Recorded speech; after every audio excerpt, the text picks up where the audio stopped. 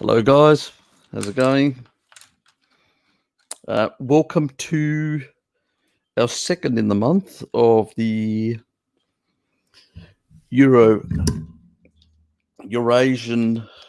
live streams. I had a bit of a nap, and I basically fell asleep for a bit too long.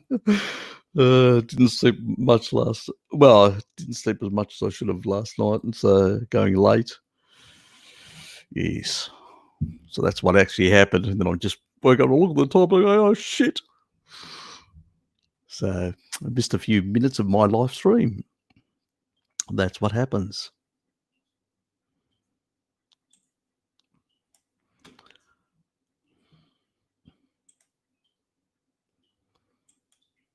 You guys were early. Good to see. Well, I wasn't.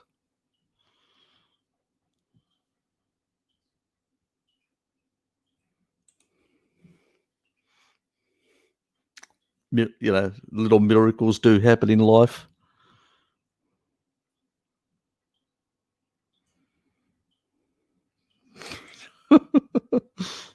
That's the ice cream side. Nah, I was just basically sleeping. No ice cream. It was asleep. See this little red, just a bit here, the red part, lying down. Yes.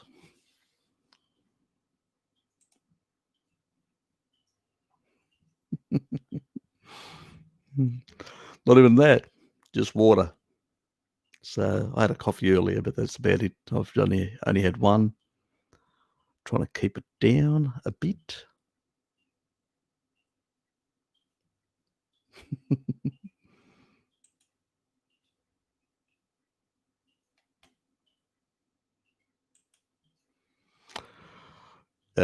Yes. Rub it in.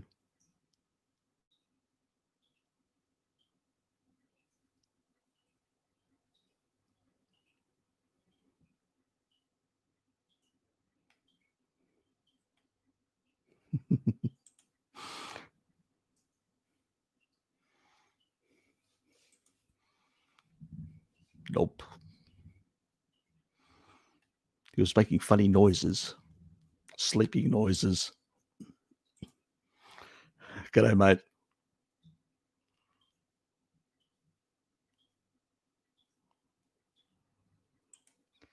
I wish I was. Nah, just getting a bit extra sleep. No, you didn't know it this time.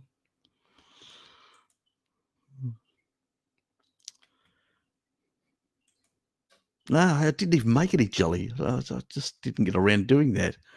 So I've got 2 packs here, but I haven't made any for the last couple of days. I've been sort of jellied out. You get to make jelly a couple of times, days in a row, and you go, oh, God, I'm sick of it. I did have some. Yes, I did have some earlier. That was after the other live stream. I had some I had some chicken left over that I had to, because it had been a couple of days, and I'm going, I was going to put it in the deep fridge, and I'm going, nah. I warmed it up, so I had that as well. Yeah, I was going to have a glass of milk, but I didn't get around it. And so now it's sort of that time's passed of my feeding sort of window. So I said, oh, bugger it.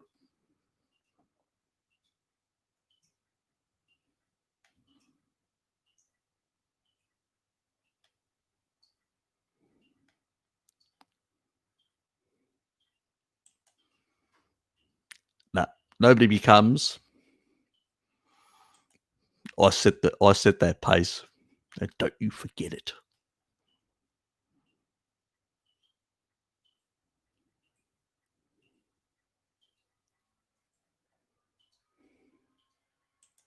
Yes, they are my Australian trolls.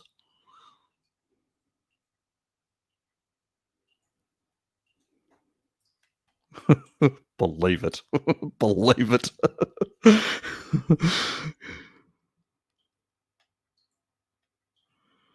Yes.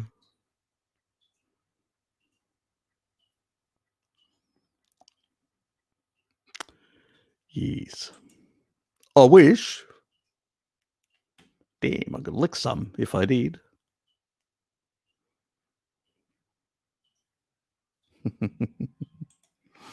No fake bacon.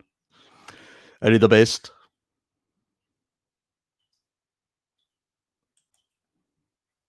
Depends on your size. To be honest, I don't remember. There's about, what is it about?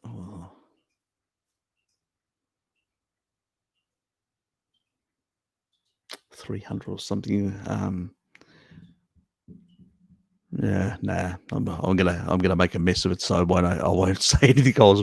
And then you'll hold me to account, and you go, "No, that's not the case. You showed me such and such a date on such and such a study." Nah, I can't remember, but there's a fair whack in it. For a long time, I basically took sort of higher doses, which is supplemental. Nowadays, I go through stages where I cut that off, and do go back to it because I'm still sort of slowly doing my sort of protocol of clearing out the remainder of my blood vessels in terms of that sort of build up, and that all part of the fasting, all part of the actual the proteolytic enzymes and stuff like that. But at this point, I'm sort of just getting it from the diet, different types of dairy, both from that, some liver, those sort of things. But off the top of my head, I don't remember the exact amount. Don't you forget it. Yes. I think I've shown in the past in some of my live streams. I probably should do something in regards to MK4 specifically, so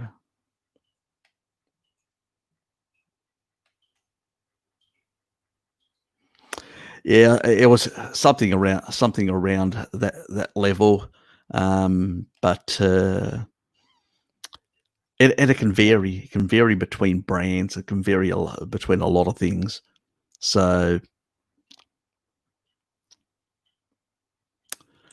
what was this one? Hi, Harry. Did you see Saladino's test videos about bacon and chicken meat? Are really bad? No. I don't know why he's calling chicken as bad as bacon. Now, chicken does have more PUFA in it. So per 100 grams, it has 3 grams. But bacon, or pork to be particular, has got 0.5, which is exactly the same as beef. It's just the fatty acid, the omega-3 to omega-6 sort of amounts can vary quite widely between. Beef is probably will always have a superior omega-3, but it's not massive. So yeah, I think that's wrong. Most longevity populations, like the Okinawans, the many populations in Greece, many other parts of the world, have been consumers of pork products quite a bit. So no, I disagree entirely with that whole assertion, if that's what he's done. I haven't seen the video, so I can't actually comment on exactly the video, but so yeah, I disagree. I mean, the lowest poo for food is definitely things in terms of non-wild animals. Is the closest to wild animals is pretty much in terms of PUFA is goat, 0.2 grams per 100 or per 3.5 ounces. So that's sort of the best, but beef's 0.5, so is pork, Lamb is actually 1.5. It's got 3 times the PUFA for the same amount of meat. So I think PUFA quantity, our indigenous population's probably got about 1.7, maybe 2 grams per day. 100 years ago, it was probably 2.5 to probably up to 3. So over 4 is not a good thing. In general terms of PUFA, you want some PUFA. You want some PUFA incorporated in the actual cells, and then the body to be able to go there for to literally rip omega-3s or omega-6s to utilize.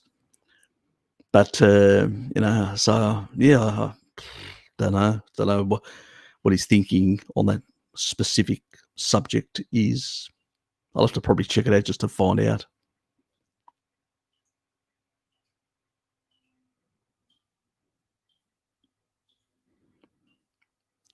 I think it's actually higher. It's about, I think in some cheeses about 300 odd micrograms, but so it's a bit more than that.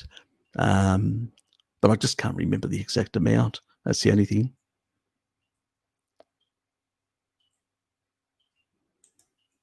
Oh, was he talking about in terms of sugar? Okay. Yeah, look, I don't know. Yeah, I'd have to check and find out exactly, and that was linoleic acid. Yeah, look, it's still small. The quantity of PUFA in pork compared to other meats, especially chicken, especially lamb. He's not gonna, I've never heard him or anyone say lamb is bad, or there's any information in that regard, even though it's got 3 times over the total PUFA. So, yeah, don't know.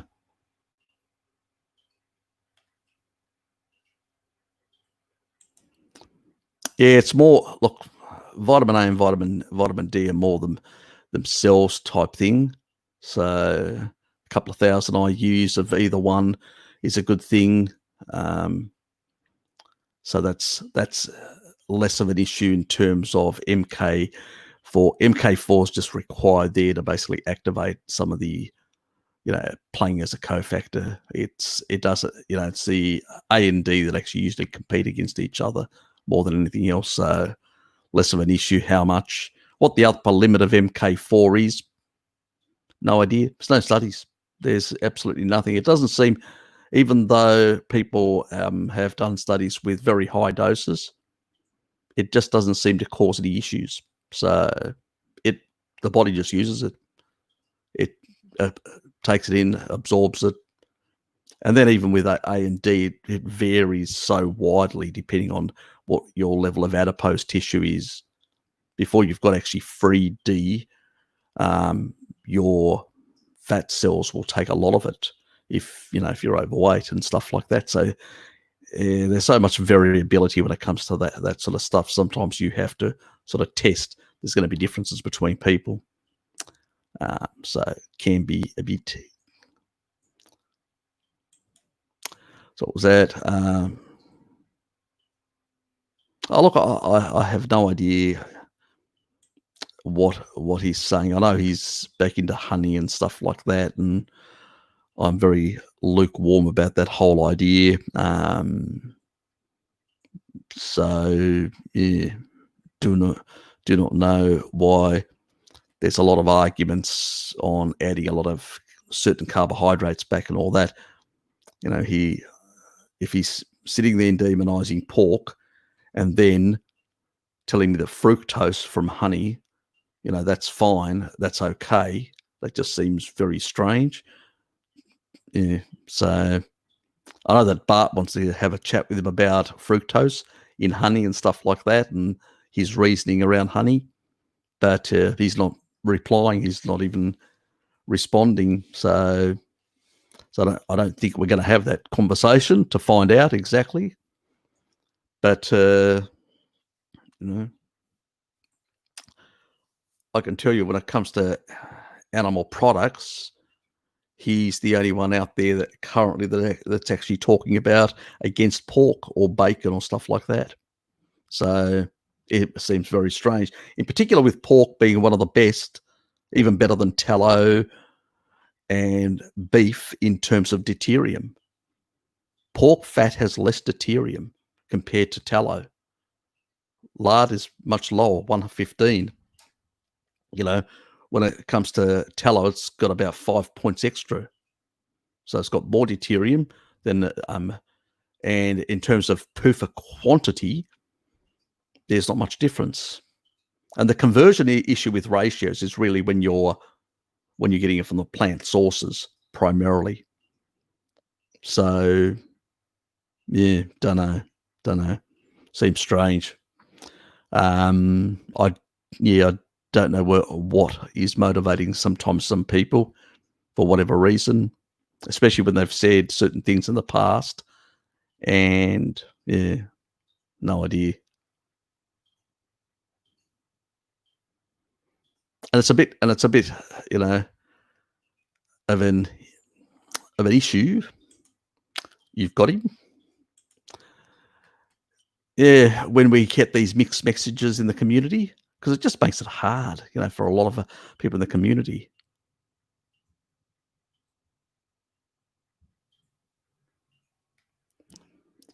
So I mean, the thing is, populations around the equator have been consuming it for donkey's years.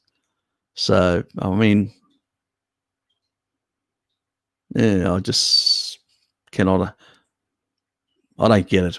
I just don't get it anymore with a lot of carnivores. I mean, I think, didn't Frankie go the same way started criticizing meat products and stuff like that, and he took up eating honey, and fucked if I know what's going on. I don't try to figure out what people are thinking and why, but it just seems a bit inconsistent.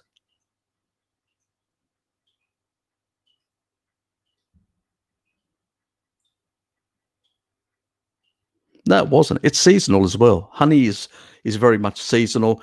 There has to be flowers around for good quantities of honey, for the actual honey, for the bees to go out there and get it and get enough quantities. I mean, we've changed the thing now with the way we harvest honey. So we harvest it over a period of time in a certain way, an artificial way, and also we're breeding different varieties of bees.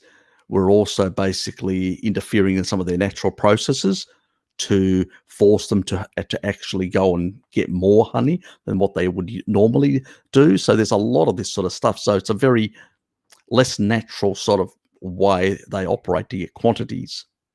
So yeah, and it would be seasonal.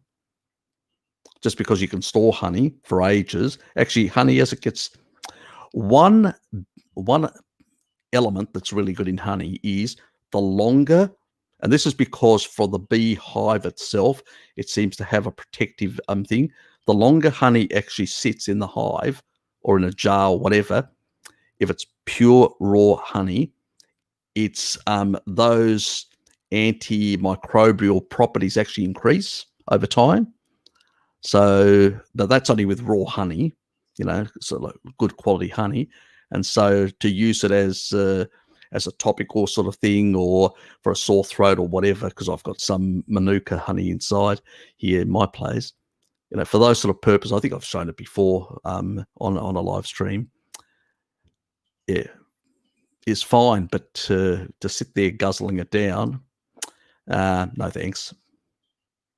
I can do without the fructose and the glycating effect, especially in the bloodstream, where the glycating effect on lipids can be up to 7 times compared to glucose. So yeah, if you really want sugar, have a bit of milk. The glucose in that will give you some sugar. Then the galactose, the other half, will actually be converted through 4 pathways into glucose as well. Just takes a bit longer. You get potentially a bit of a loss in that process, but so I can't see the justification for. And the old bodybuilders method was basically, I think I've mentioned and I've shown you guys before, the sort of egg and dairy approach to putting on some gains together with doing the weights. So, yeah, I'm sort of confused why people are taking these sort of attitudes towards these sort of things. I mean, I'm not hostile to honey, but as I said, I don't see it as something as a food to be consumed on a daily basis as some of these characters are doing. So, yeah. And then they have the accusing hand against a food that populations around the world have been eating for years, like pork, and have high longevity, like the Okinawans. They start pork in the morning, they finish pork. So yeah, I'm confused with the thinking, pretty much. Yeah, exactly. Yeah. Yeah, dairy products are fine for that purpose. I mean, they're being used, nowadays they're refined as supplements like whey and casein supplements and all sorts of other things. But you can still use the natural stuff than use the sort of high deuterium sort of processed forms. Yeah. So yeah, I'm really confused with a lot of people out there. Yep. Honey does have a lot of enzymes, that's true. So do a lot of other fermented foods and other things as well.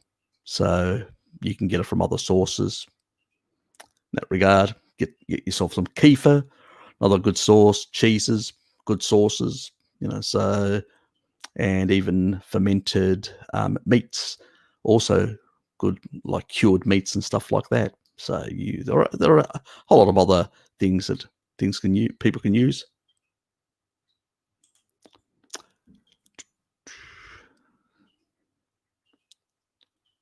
Yeah, that's the one that I've sent a whole heap of stuff to Bart, so we can have a chat later on.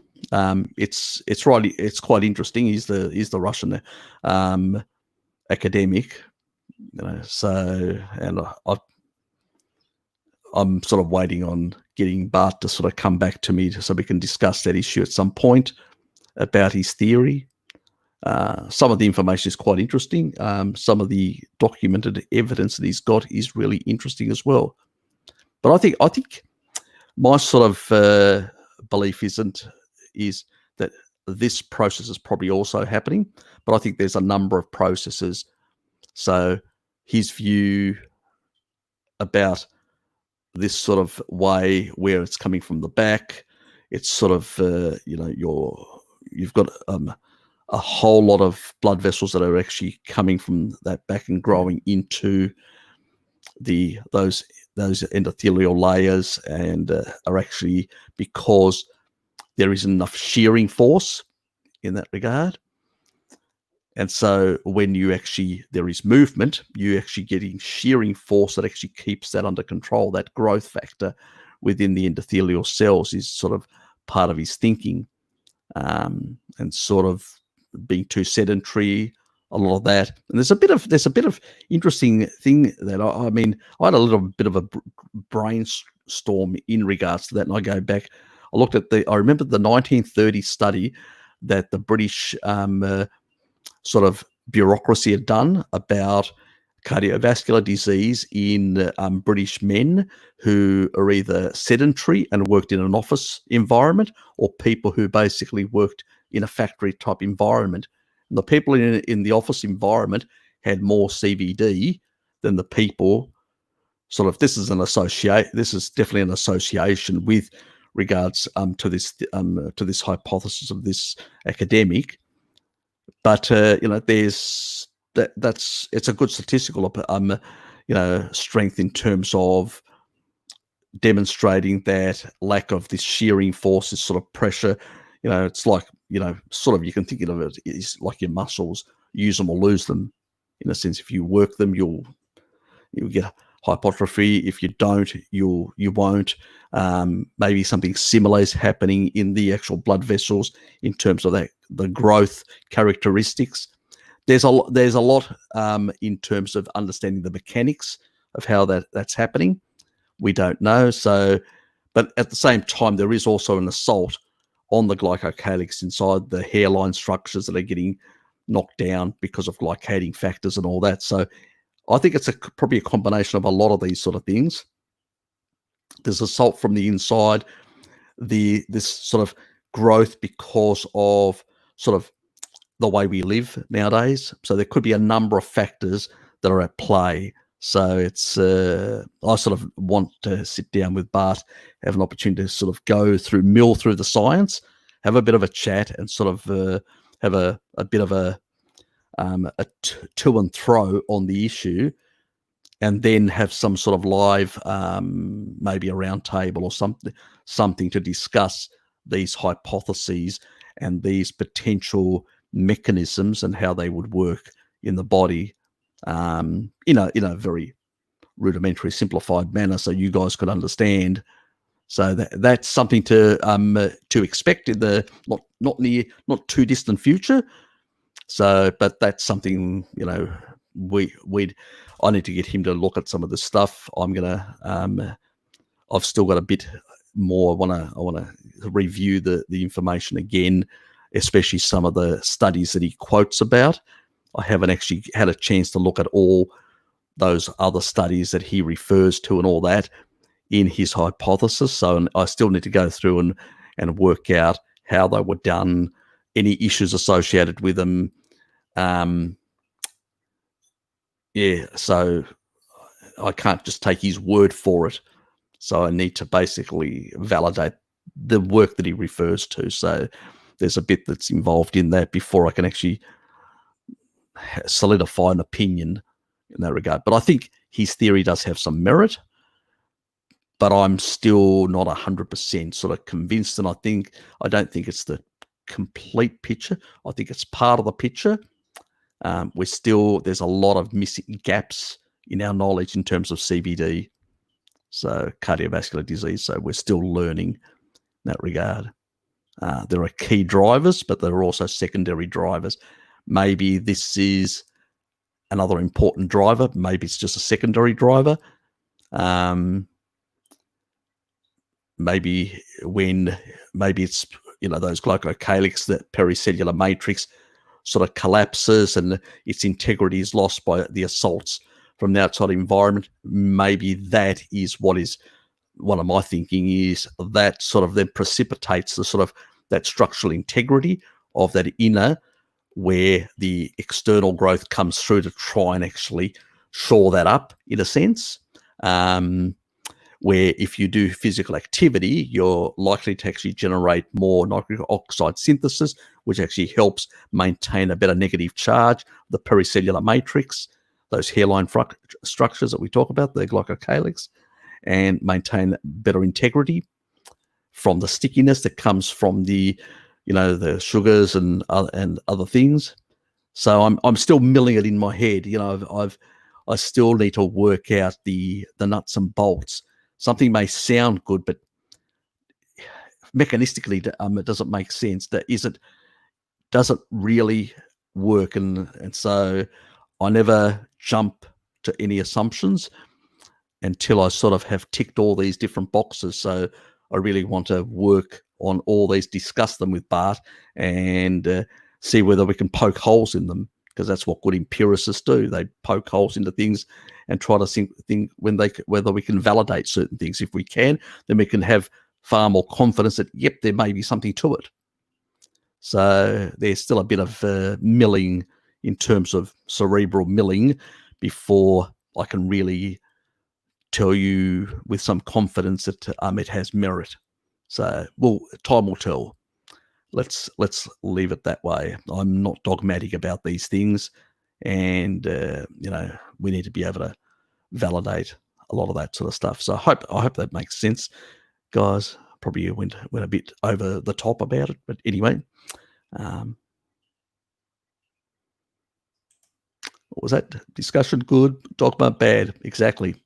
And that's definitely clear. Science does require discussion, does require to basically uh, throw all these ideas up, test them, consider whether they have some grounds and all that, you know, and whether some of the experiments have validity.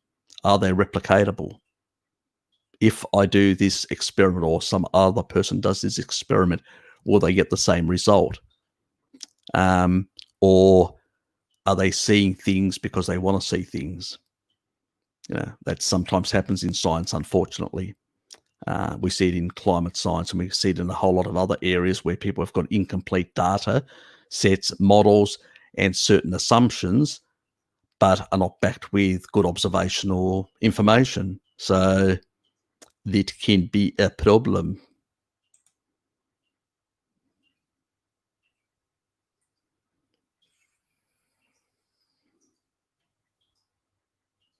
I make the decision.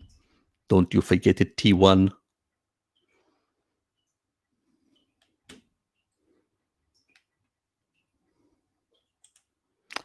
Yeah. Exactly. It's definitely a no-no.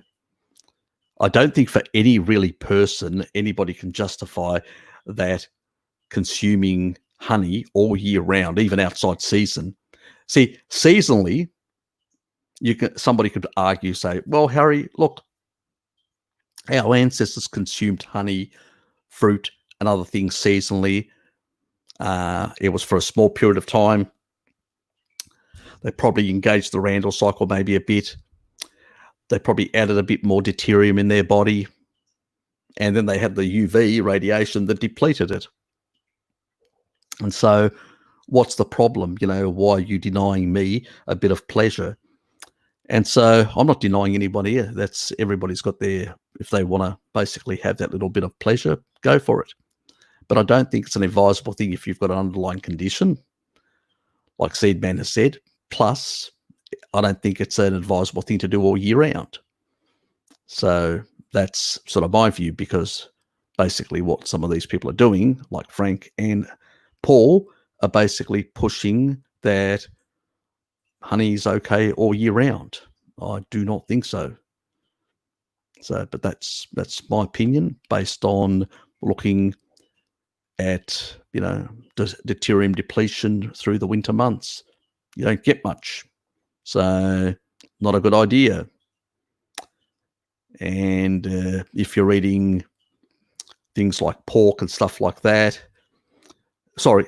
beef and stuff like that, because you're avoiding pork, you're even getting more deuterium compared. I mean, beef on its own is fine. You'll be within that sort of good level with a bit of depletion that naturally the body does. You'll be within that sweet zone of 120 parts per million. But if you're consuming honey on top and a whole lot of other things that are pushing those levels up, you could potentially find yourself in the upper band of the 100 to 130. So you may find yourself in the top of that band rather than in the sweet spot.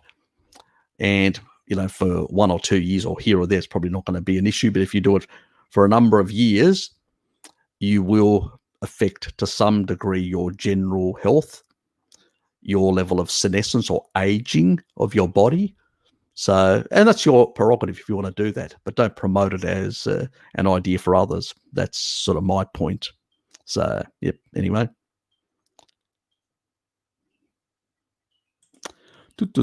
Have women always needed more fat in their diet even before humanity turned highly carnivorous? Once we started hunting high fat fauna. Yep. You can look at the chimp information. Women have more fat requirements than male chimps, even our common ancestor. So that goes right through. It's not basically only I'll enable that. There you go, T1. And so I would say yes. And I've made that point quite clearly in the past. The reasons for it, they have far more requirements for their hormonal system.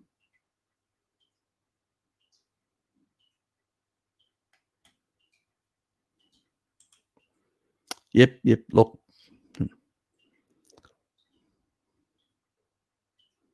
yeah, we will explain a lot of that sort of stuff and discuss a lot of that stuff. I still need to confirm all those mechanisms. So until then, I think it's got strong merit. I think it's part of the picture.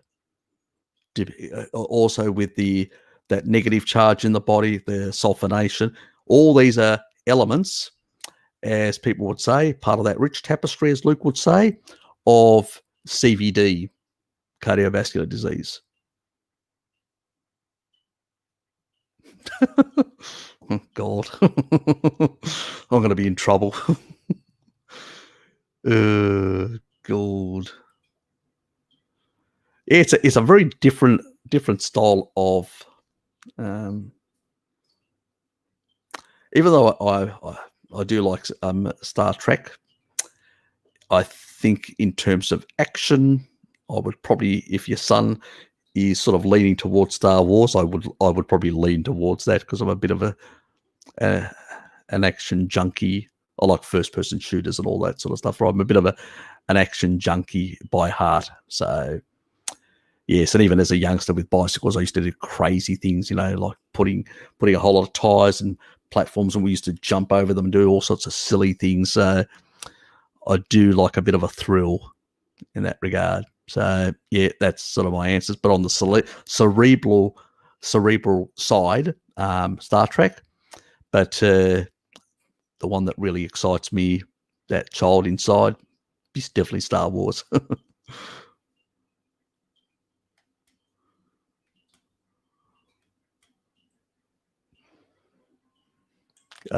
Another classic.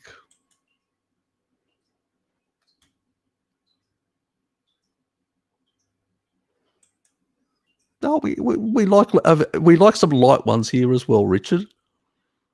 We're not completely against the light ones. I wouldn't call myself a sci-fi specialist. No, I wouldn't go that far.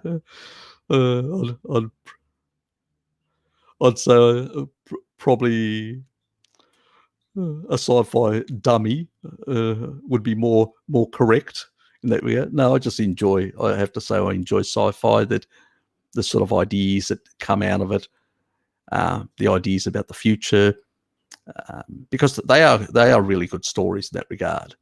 I think the thing that captivates people are stories. The good movies, the good stuff has always got a good story behind it. The sort of movies that, like we've had cases where there's just been over the top action, like what was it? Transformers, some of the later movies. It was so, you went into the cinema, you came out and you couldn't remember everything, because it was just overload of activity and stuff like that. Where a good storyline, you can still remember it years later. So yes, nothing like a good story. And you go right back to antiquity when you look at the great epic stories, like the on the Trojan War, Homer's sort of stories of the Odyssey and the actual war itself, the Iliad. When you look at those sort of stories, those epic things, or the Mahabharata, the sort of the subcontinent epic, those sort of clashes between two families, those wars in which the gods participated in different ways and picked, those sort of epic sort of stories are things that are never old, as far as I'm concerned, in that regard. So it's something that touches something really deep inside us as humans. We've been telling stories around campfires, great epic stories and smaller epic stories for a very long time, and that's what we find interesting. So yeah. Anyway, I'm babbling again. So do you know when humans hunted high-fat fauna? I don't really think we... This is pure speculation and guessing on my part, is we see a transition between, and this has to do with the ice ages and all that, we see a sort of a transition between 2.8 and 2.5 million years ago. And I think that is a transition where we see the transition to bigger until Homo erectus comes around in the emergence of bigger and bigger brains. Now, the sort of, there may also be some in-between hominins that actually emerged that we still haven't found archaeological evidence for. So we've got some of them, but then we go from, in that period, from smaller brains that are just slightly becoming enlarged, and then we have already, within a very, not a very short amount of time, then a dramatic, Homo erectus emerging, this dramatic growth in brain size. And I think we started from that scavenger side, and it's the fat that's driven it.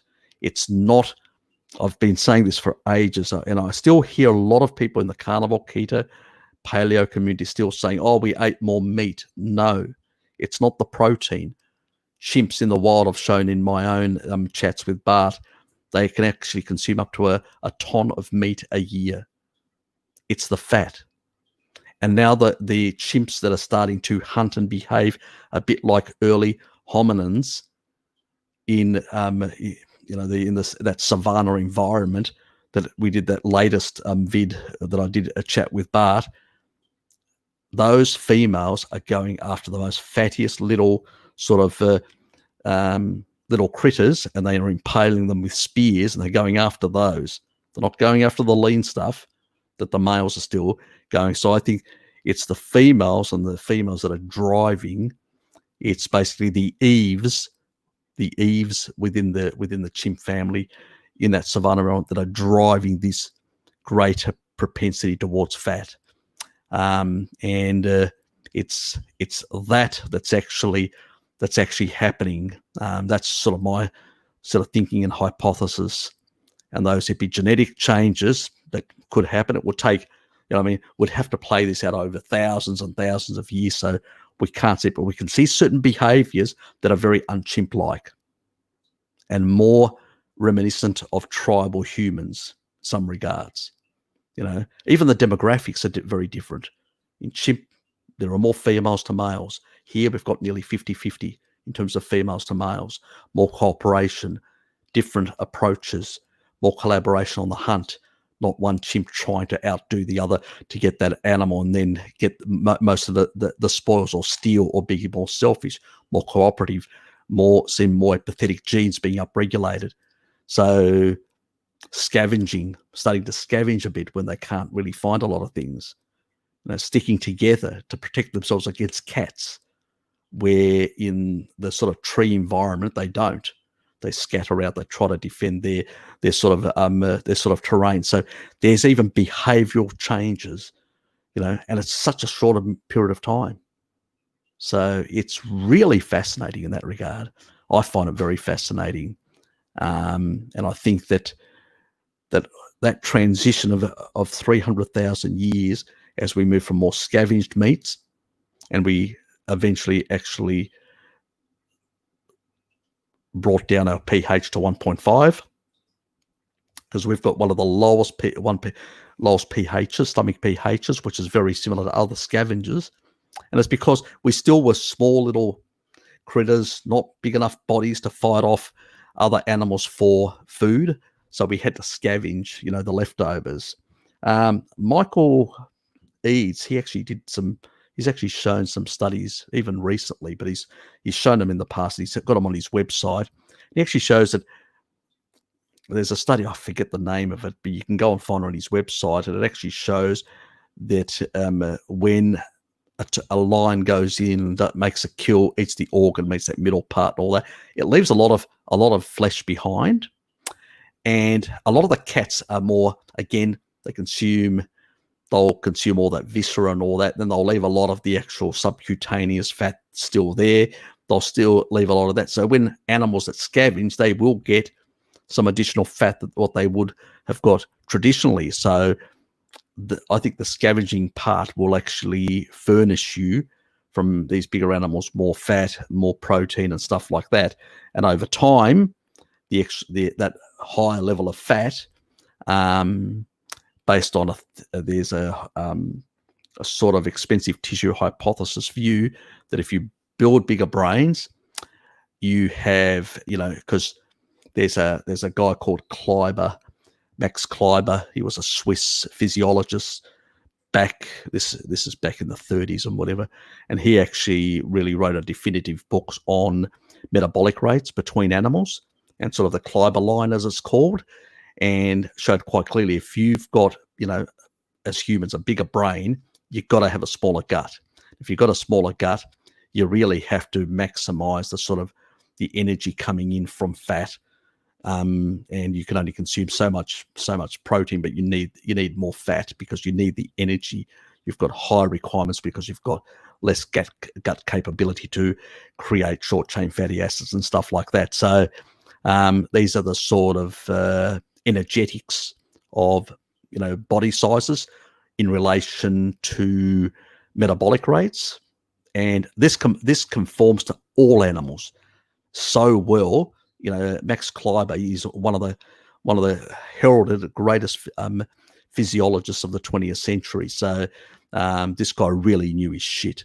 So if people want to learn about, what the things that would drive these genetic type mutations to stay within that sort of metabolic rate of these bodies, that's what's driving these epigenetic changes in a body. But at the same time, the sort of time frame and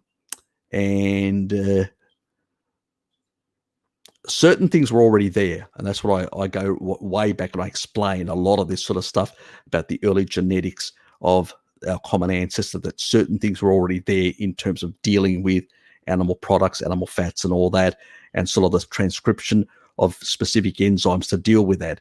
So it wasn't a big leap from one to the other, but there's a lot of holes in that information. There's still a lot of missing links in that transition. We can point to those changes in diet over that period, and as vegetation declined, they had to go for more of this scavenged meat and then hunted smaller animals, and like the chimps do, but actually more fattier type animals in the savanna environment. So, and in the colder environments, you would get more fat accumulating.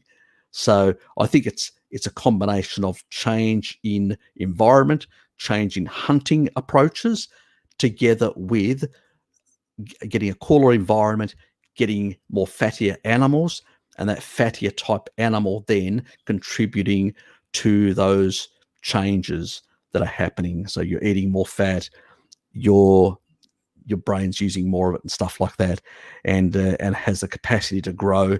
You're learning, and as you're learning through better hunting techniques, all this sort of those evolutionary sort of upregulating of certain gene pathways, the more collaborative type of genes, like we see in those chimps in the savannah, to be more empathetic and stuff like that. All these are sort of drivers. How they actually intersect and work, these are still things we don't fully understand, and we've got very little. We've got some observational stuff, but in terms of research, yeah, really hard. We could speculate, but we need to make that clear that it is speculation on our part, that it's not, hard evidence we can hang our hat on or whatever. So we need to always remember that. But yeah, I hope that sort of explains things. It is a series that I want to actually investigate with Bart at some point in terms of hominin evolution, and also hominin, basically why we went to sort of agriculture as well, why the sort of genes changes in the ApoE side of things, and all these sort of things that were starting to happen because of different varied climate change and food supply and food composition. All these sort of things are really interesting, but it seems like, that climate stuff drove certain types of food types, and our behaviors in combination had that effect of growing bigger brains. But sort of the entire story is probably going to take much longer to really elaborate or even understand. And some of that is a bit speculative, but we can actually see some of the things in the genes.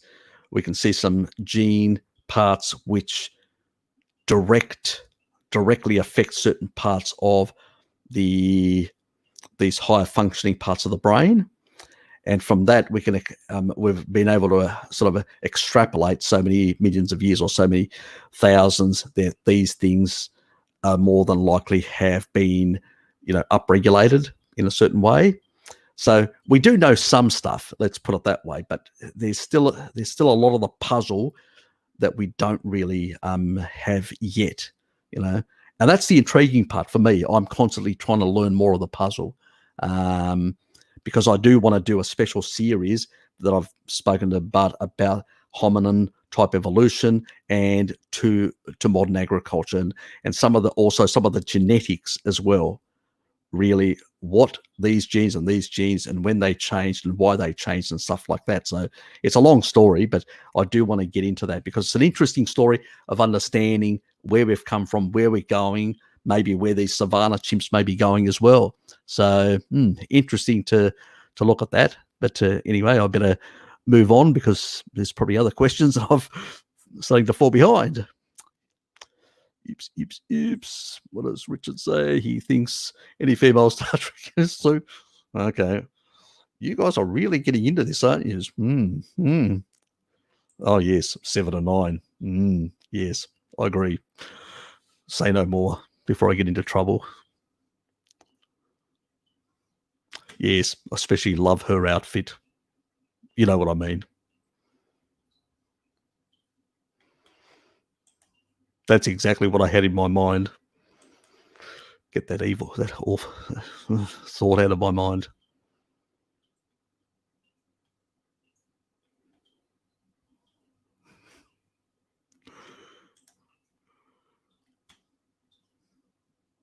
At least we've got some Trekkie fans here.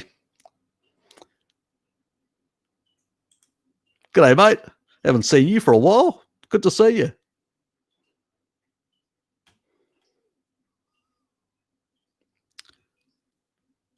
Oops. Overshot.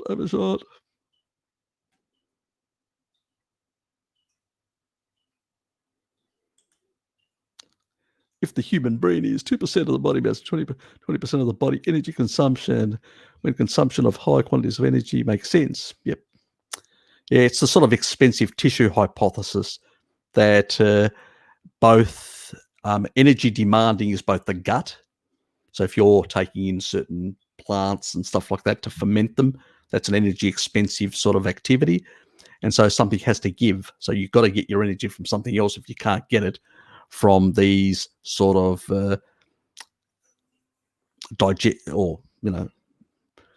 sort of functions of the gut. So the gut has to shrink for the, and this is basically on Kleiber's law, as it's called, the physiologist who worked out the energetics based on your metabolic rate or the metabolic rate of animals. So Kleiber's law, we sit on that line perfectly based on a smaller gut and a bigger brain. But we're a very outlier. So in that curve of Kleiber's, we're the sort of way further away in terms of brain to other body parts and stuff like that. So it's and the metabolic rate. So all animals comply with Kleiber's, Max Kleiber's, energetics, and very important. And so, something had to give. So any person putting up an argument that our guts, our brains, because they're bigger and our guts are smaller, that isn't an evolutionary thing that actually happened and all that, they got no way. They're just talking shit. Absolutely simple as that. Because then we would not be able to function in the way we do within the metabolic rate the band of metabolic rate that humans have, or all animals exhibit. So yes, in that regard. And that sort of tissue of the gut is a very expensive energy using part of the body. So it has to shrink, and that's what happened.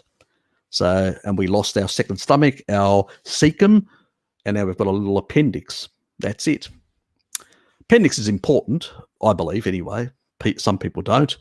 A lot of in the medical profession don't, but they have no understanding of evolution or things like that. They sort of learn this as a side thing, but they never really understand it. They're more into learning pharmacology and how to cut people open and stitch them back together. But which is still necessary. They serve their purpose in that regard. If I have an injury, I do want to be stitched back together so I don't have blood loss and die. But beyond that point, they don't understand some of this sort of stuff. So it's really important to emphasize those sort of things. Oops. So what's this? I don't really avoid any meats. I probably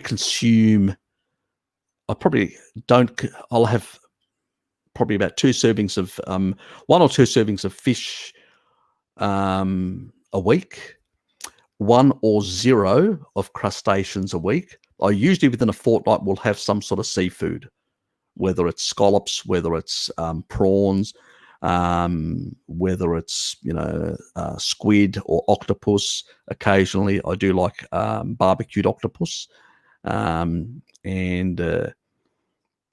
squid in a number of different ways, whether it's baked, whether it's fried or barbecued, or there's a couple of different ways that I actually prefer it.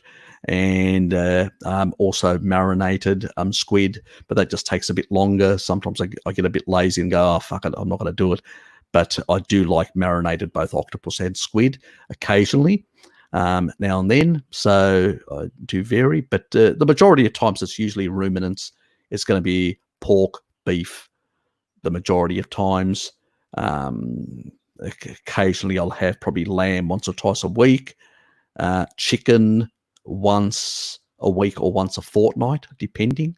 So I don't really have much chicken. But I do like to get the bones of chickens, and I do like to gnaw on them to get those additional sort of aminos that you will get, like glycine, glutamic acid and stuff, glutamate and stuff like that, plus the hyaluronic acid and stuff like that, which is sort of really good for the joints, and the type 2 collagen. So, and that's today I probably gnawed through 6-7 bones. So yeah, I really gnaw through them, so I really get stuck into them in that regard. So try and get some of that stuff into me. I mean, I could do it as a bone broth and stuff like that, but lazy. Yeah, so sometimes I can't be fucked. It's easier to basically just cook up bones and gnaw through them, soft bones. So yeah, that's me. Yes, I suspect we're still on the Star Trek stuff. Okay, Helmut Blister. When we didn't eat carbs and we only running on ketones produced by the liver or our cells using fat directly for energy. I suspect that's a comment.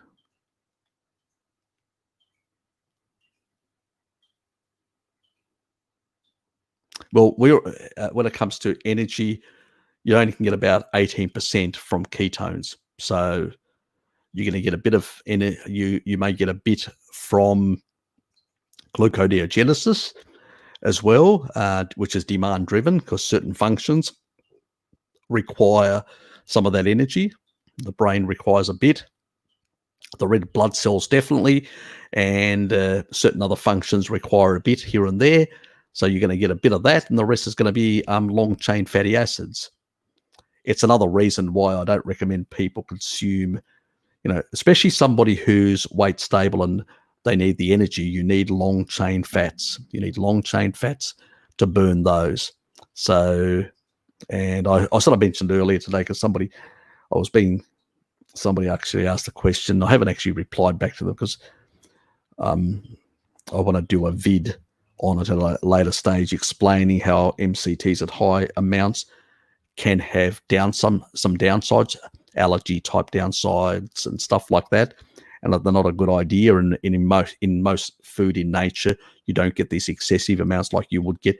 I mean, most people just know about it. If you take a lot of MCT, you'll get the runs, diarrhea. But that's the least issue in regards to MCTs. And I think it's best to get your fats in long chain fats. They're good as structural material and good as energy as well for most of the body. And less, they also generate less ROS, less reactive oxygen species. So, how can you go wrong?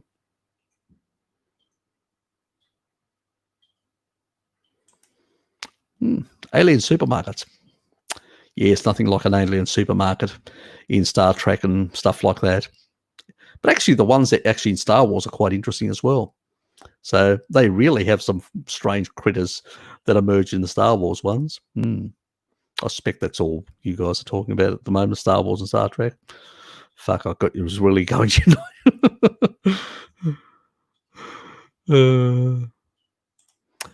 Running on glucose from liver, from fat, with small amounts of ketones.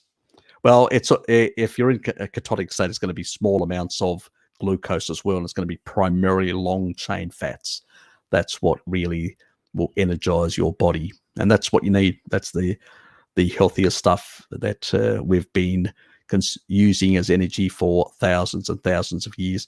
And even other animals, take the cow, eats grass, it ferments it, and then its last acidic stomach is where the bulk of it takes the short chain fatty acids, but it takes also those little organisms, the protozoa, the bacteria, all these other little organisms that are in there, and it absorbs those in the acidic stomach, and that's where it gets its long chain fats, its proteins, and all this sort of stuff, because there's very little that comes out of the actual fiber itself, and that gets spat out of its rear end, and it's at the last stomach, it's acidic stomach, it's carnivorous, 100%. So most animals, sugar is very rare in nature. It's very rare, and it's used as a growth factor by all animals for the reproduction. It's a very rare thing, and so the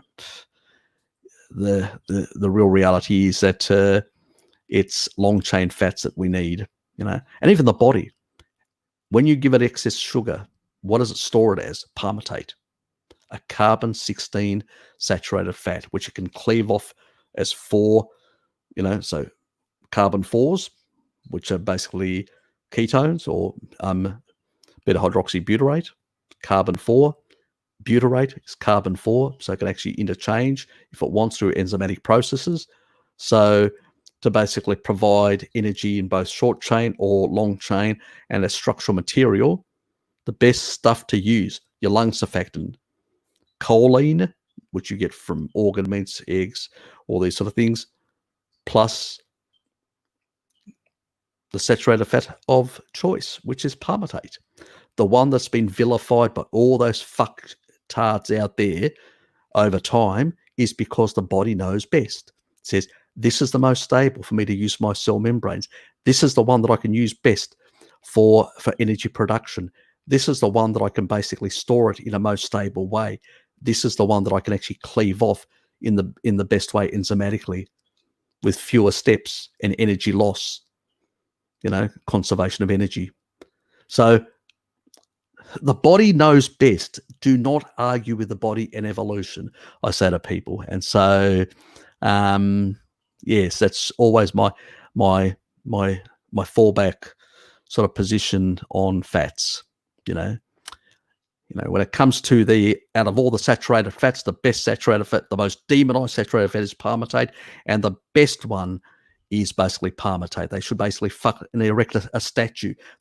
We should basically fucking worship it for the benefit that it gives to all mammalian bodies, because every single mammalian body out there uses it and stores it. They know best. Nature knows best in this regard, what they need as structural and energy and best energy and structural material. Ignore those fucking idiots with their association or junk science. Would a lamb be considered an animal with enough fat for a high-fat carnivore? Depends which part of if you go for the sort of that lower part, around the sort of gut area and all that, you'll find more fats. Amongst some of the organs also, you'll find quite a bit of fat in the lambs as well. So there is different pieces of fat. There's around the stomach as well. My father, he's got a name for it. It's called Betsy. What's the English name for it? I can't remember. Anyway, so it's sort of this sort of really a lot of. It's like if you remember those white see-through type dresses that some women have with the little patterns on them and all that. It looks something like that, but I can't remember its name. Anyway, yeah, I know yes, I could basically get off on both.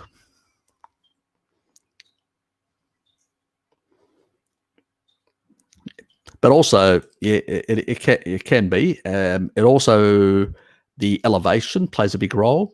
See, some of the best fat here, I usually get mine from sort of like there's in Tasmania, there's a sort of an area which is called the Central Highlands, which is sort of an elevated sort of part of, very high off sea level in Tasmania. And it tends to be much colder and a bit more hardier up there. And also the plants tend to be these more smaller, really green and very lush. They tend to have more vitamin D, more omega-3s and stuff like that. They do make the fat more yellowy from the omega-3s. And the fat amounts are much larger. And a mate of mine, because he usually gets his lambs from that sort of environment, because that's where he comes from, and then he grows them up a bit, and then he usually sells them twice a year to me, lambs. And those are some of the fattiest lambs that you can get in Tasmania. They really just got shitloads of fat on them, And I just literally once me and Dad sort of get it, we end up with all these big chunks of fat, and I just basically store the fat and use it in my cooking. I just love it. So yeah, it depends. I mean, in the lowlands, if it's a very hot type environment and all that, you can actually get much leaner animals. That's true. But also there are varieties like in the Middle East that go way back to the early days, where the lambs, they've got these big fat deposits right in the back part, these big sort of fat sort of deposits that a lot of those Middle Eastern lambs have, and so they have a lot of fat there. And that's what lambs usually used to have. We've bred them far leaner than what they used to be. They used to have far more fat than what they currently have today, unfortunately. So if you can get a modern day lamb in Australia or New Zealand that comes from a high elevation, go for that. It's going to have a hell of a lot more fat in it. That's the best ones, and it's going to have a better fatty acid profile in terms of the PUFA as well. So definitely go for that, because lamb does have 1.5 grams, 3 times that of tallow in its fat in terms of PUFA. You want to have more of the omega 3s rather than the omega 6s in that sort of, because of the quantity. So you can actually eat a bit more without feeling guilty. In that regard. Hope that sort of answers that one there.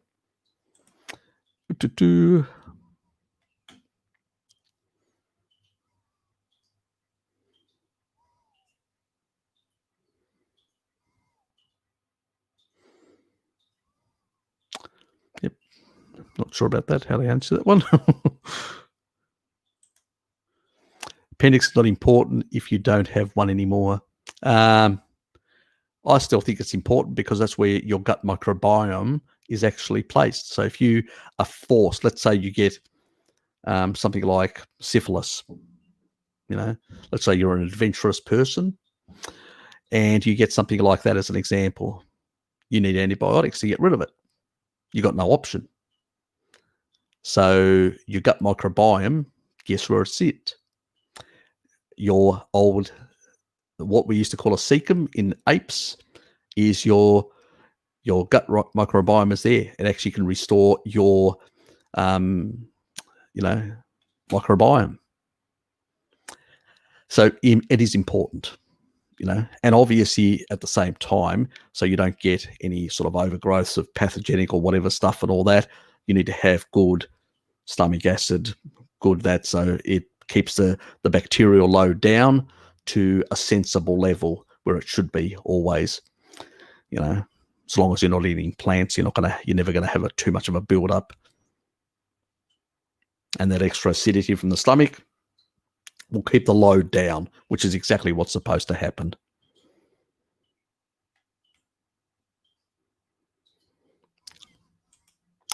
Give me an hour. In what regard, T2?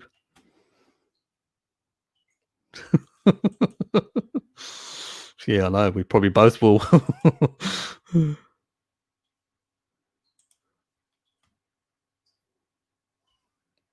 He's thorough. Yes, I am. Yes. I probably can be tiresome as well sometimes.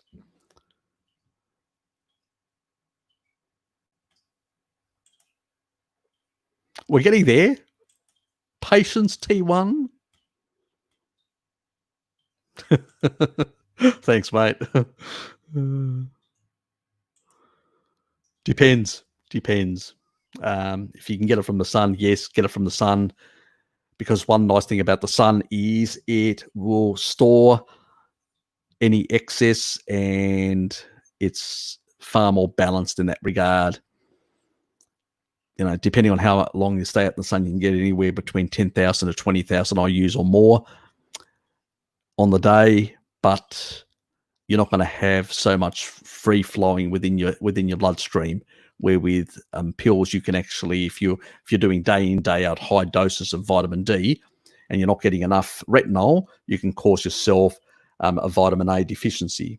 So so that's the thing with pills. But if you're basically like, I can't get away to go to Asia to get my sun, to get my vitamin D naturally, and we're in this environment where we want to keep our immune system a bit healthier, I take a bit like 4,000 IUs a day to try and keep my immune system in a good sort of position. But at the same time, I keep my fat levels and retinol intake at a good level as well. So it's a non-issue, But if you can it's far better to get it from the sun. Let's put it that way. And pills, you have to be very careful. What's it in? If it's in extra virgin olive oil or extra virgin palm oil, not a problem.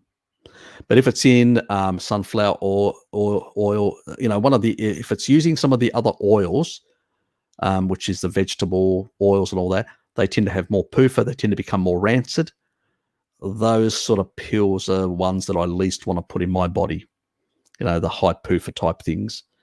So especially from plants, which are very unstable and rancid and stuff like that. So that's where I have an issue with a lot of vitamin supplements, some of the fillers, some of the actual fats that they put in them, like in the vitamin D tablets and the vitamin E tablets. So, and that's why another reason why I recommend when it comes to vitamin E tablets, when you're sort of dealing with stored PUFA that you've had from vegetable oils from a sad diet, and you want to eliminate that over 4 to 6 years, that low dose vitamin E that I recommend from Jarrow, which is basically palm oil based. So it's safe, it's stable, it's saturated, it's not going to become rancid. So that's the sort of stuff. So when you buy supplements, do check the labels. Like my vitamin D is basically 2,000 IU, so I get 2 of those tablets, and they basically, in olive oil. So it's, and good quality olive oil, so it's safe in that regard. So keep that in mind. But that's this winter, because I can't fucking get away to Asia to increase my vitamin D levels, and this year's been like in Tasmania. It's been, we've had a few in the early part of the winter and all that. We had some really good days that are really sunny, and I took no vitamin D, and I got out there as much as possible, and I literally walked for hours. I actually took a bigger break, so I started earlier my work day, and because I'm working from home, and I finished later, and I literally took 2 or 2.5 hours. So I actually sort of flexed in those sort of, because we've got flexible work hours. So I actually took that. I just sent a message to my team to basically say, look, I'm going to be away until that such and such an hour, and went for a longer walk in the sun to try and actually get as much as possible. So, and try to expose as much of my body as possible. Shorts, t-shirts, stuff like that.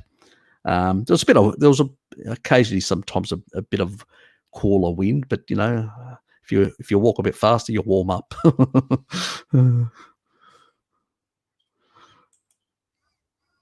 So low carb.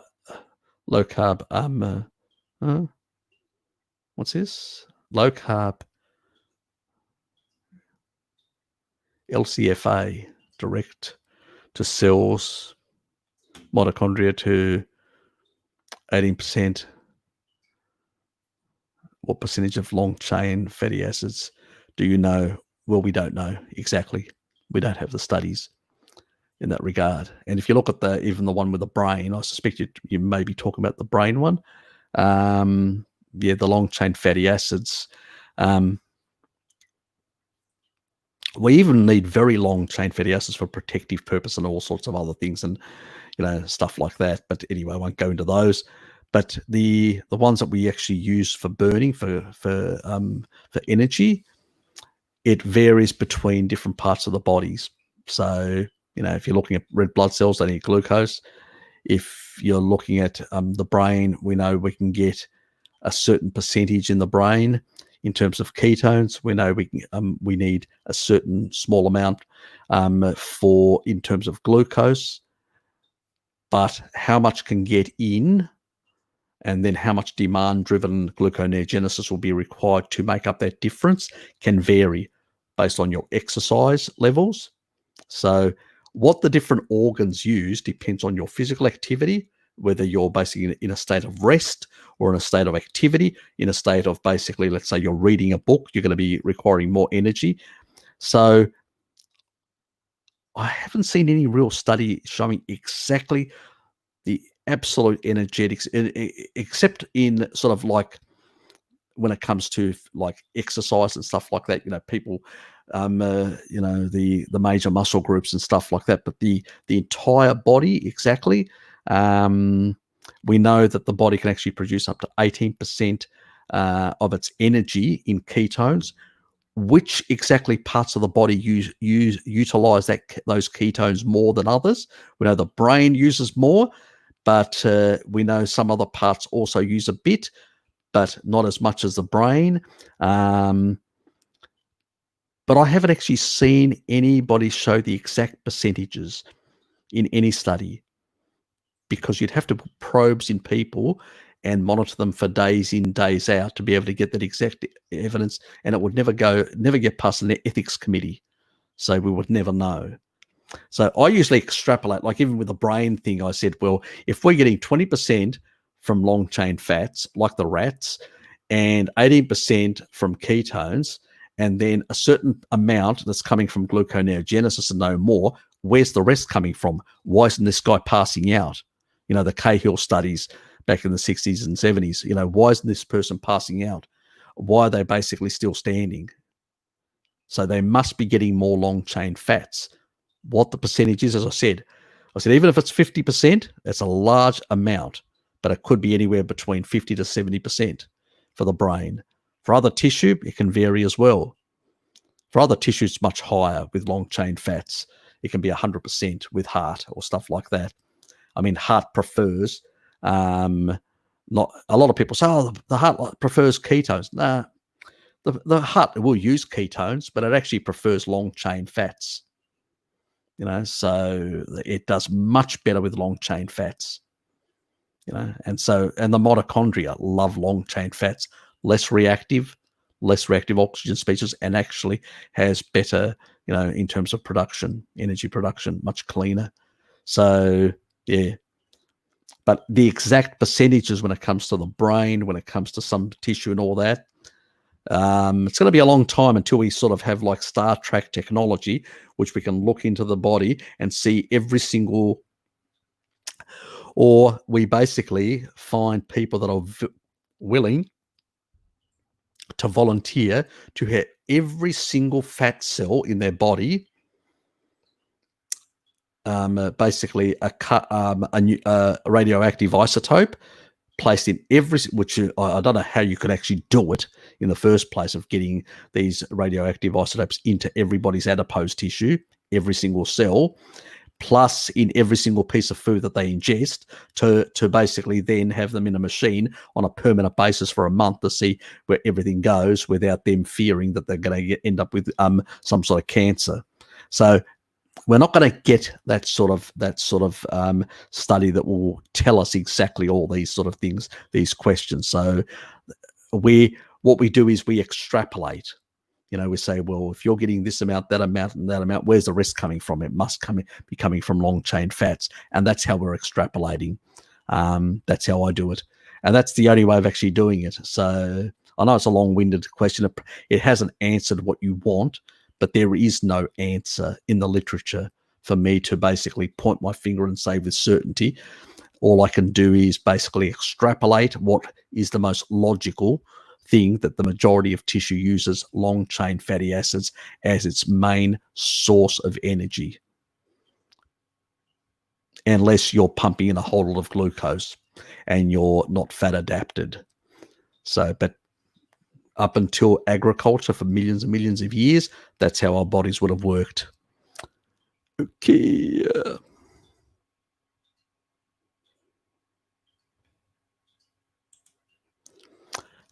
Hasn't been proven whether ketones or glucose is primary for the brain, or fatty acids for the rest, or even fatty acids, whether they're primary.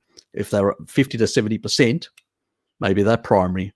Just because the body will use glucose, it will use alcohol before it will use glucose. Why? Because it's more toxic.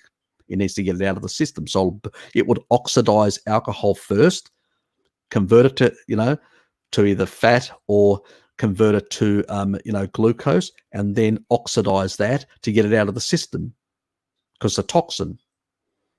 And then it will hit, it will always prioritize alcohol, fructose, the worse the poison, that will be. So what is our body basically primed for? Alcohol? No, it's just basically the worst thing, and so the body needs to oxidize it out of the system, get rid of it. So might as well, why waste energy? Let's use it. So that's what it's doing. It's converting it to an energy, and it's burning, it's oxidizing it, and that's basically what it does.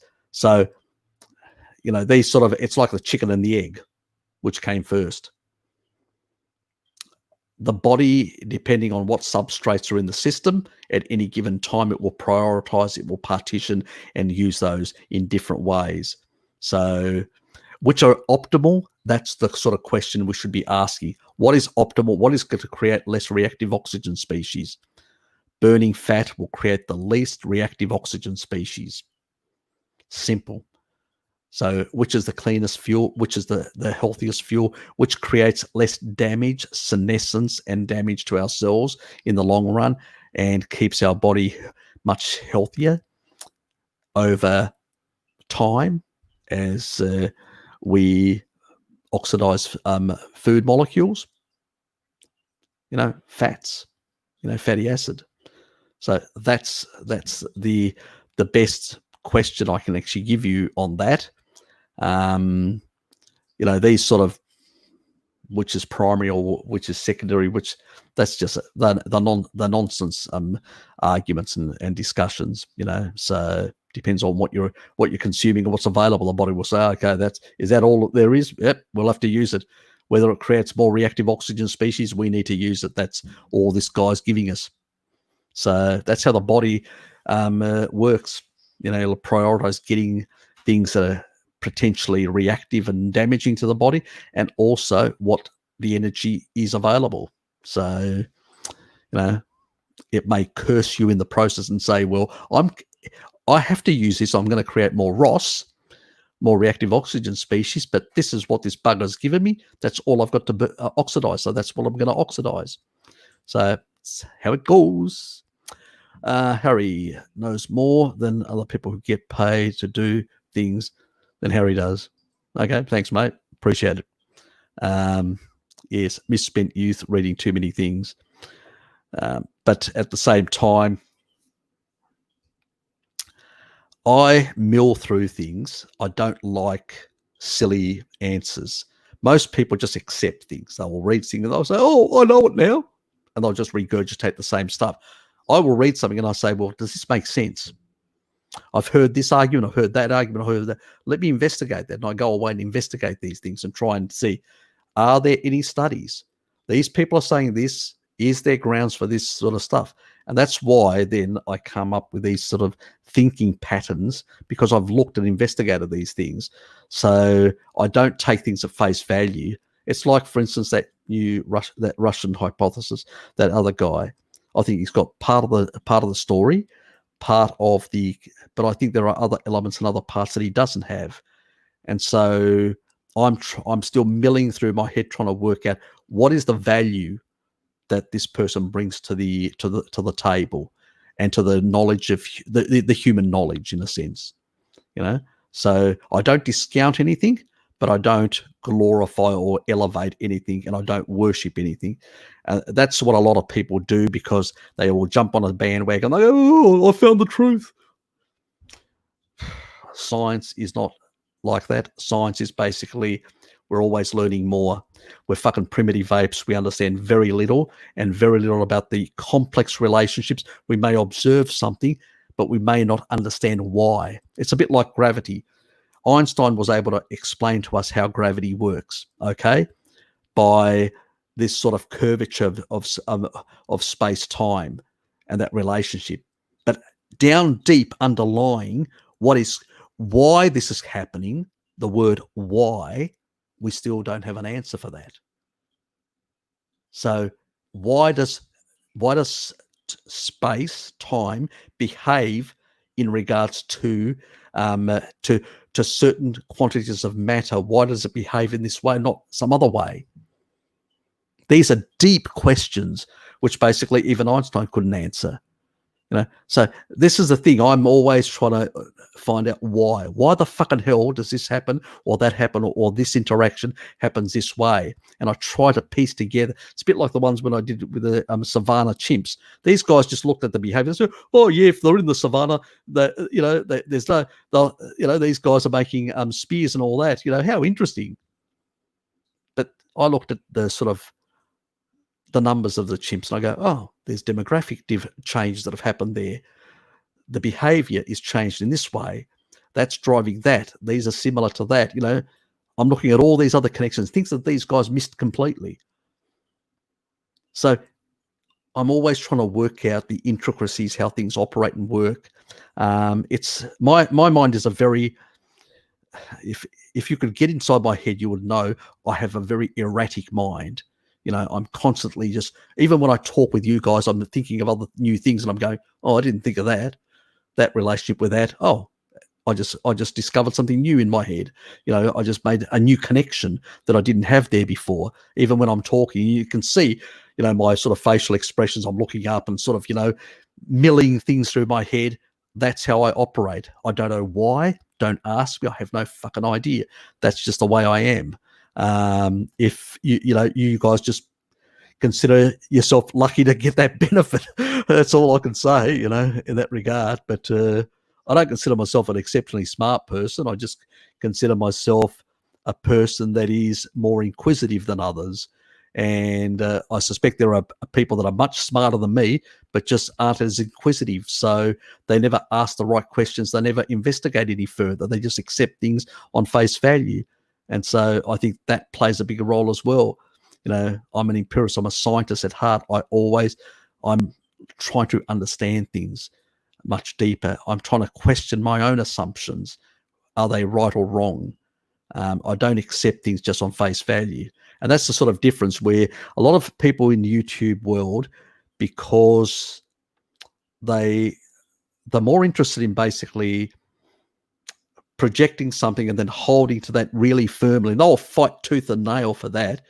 I won't. If it's wrong, it's wrong. If I fucked up or had the wrong understanding, and you've seen me on many occasions where I've come back and said, I said this, and I realized that was wrong for this and this reason. I give you the reasoning, because that's what a proper scientist should do. Should always question your own thinking. We're dumb fucking apes still trying to understand, these complex interactions and relationships in between matter and energy in this universe. We don't have it all. And we should never put ourselves on a pedestal and think we fucking are great and we know everything and all that, because we don't. We're just fucking dumb monkeys. I'm just one of those fucking dumb monkeys that are willing to persevere and not accept things on face value and look deeper into the things to try and understand why the fucking hell certain things happen and all that. So, but that's me. That's my nature. That's my sort of, don't know, maybe it's all those years between 15 and 17 that I was reading a lot of philosophy and things like that. It changed my mind in a certain way to think differently. No fucking idea. Possibly. Okay, let's move on. Too much about Harry. Mention first-person shooters. Yeah, I love them. Most of them. So, brings out the hunter in me. Yes. So people are really out there getting paid to say eat plant-based for health, as and certified by all authority. Yeah, exactly. It's all the garbage sort of stuff. I usually say this is how I argue. These people will come out and say, "Oh, our ancestors ate this." People in the past ate really clean and all that. They ate more vegetables. They ate only very little meat. They looked after themselves and all this sort of blah blah blah blah bloody blah finished crap. I miss that little character. Damn, Bart needs to put him on more regularly. And I mean, it's nonsense. It's absolute nonsense. You only have to Google. Anyone can do it. Even a dumb monkey. I could put a chimp here and tell him, "Chimp, you Google menu of 1910 or 1900," and the little chimp will go tick tick tick tick tick. Menu. And if you look at the menus of of that era and all that, guess what they have? Tongue, this animal organ, that a part of the it's all meat, a bit of dairy, meat. That's all that's on the fucking menu of these restaurants, because there's no refrigeration. There's only seasonal starch and seasonal fruit available. You've got no refrigeration. How are you going to basically preserve it? The only thing you can preserve is meat, animal products with salt, and shitloads, 10 times the salt that we use today. That's what's on the menu. That's what, there was no macular degeneration. There was no cardiovascular, there's no cancer, none of all this sort of stuff. The only people that had cardiovascular cancer and all these things back in that era were the wealthy that could afford refined sugar, because it was very expensive in those days to get refined sugar, and even back in India, the first Indian physicians who spoke about diabetes and all that, the ones that were in the royal courts, and they basically, the actual sugar then was worth more than gold. That was how rare, because it was the actual process of refining, of extracting sugar from plants is very hard unless you've got industrial equipment. So you get very little. Even seed oil. Certain seed oils were actually consumed by nobility in ancient Rome. But again, the pressing of seeds to get oil was so little in quantity that it was worth massive. It was actually protected and transported by a certain group of soldiers to make sure that it got to these rich aristocrats to enjoy these luxury goods. Had they known that it was, omega-6 and how bad it was, they probably would have thrown it out. But, it was the rarity of it and that different taste that basically, and they could impress their other aristocrats and say, look what I've got and you don't have, that sort of stuff. But it was, so that's the reason why, though, when you look at the old menus, there's nothing there. And that's the best thing. Just Google the old menus. What I'll do is next week, I will basically find some of these old menus and I will put them on the screen, and you guys, and I will give you links. I'll pin the damn links, and you can use those damn fucking links and post them everywhere on these veg-tard sites and say, this is what people ate 100 years ago. Go fuck yourselves. That's what I want you to do, because we really need to basically expose these assholes for the lies that they continually perpetrate on the masses out there. I mean, we went from a 50% glucose, carbohydrate diet in the 70s now to basically 70% of our diet. And the 30% that's so-called animal part of the diet, that 30% is all refined shit, like those burgers that all the outlets make, which have got a whole lot of plant stuff in as well, fillers. They're not pure meat, a whole lot of other shit in there. They mix it up. It's not pure meat. And all these other sort of artificial things with a whole lot of fillers and rice flour. You get all these like burgers or you get all these sort of like sausages, and you look at it and go, and it's got this, tapioca flour or rice flour or all these other bloody things. It's not, where in the past you went and got cured meats and stuff like that, or you got sausages and they were made of meat, animal product, nothing else. And now, you look at it, you look at the label and you go, and nearly half of it is basically plant-based of some sort.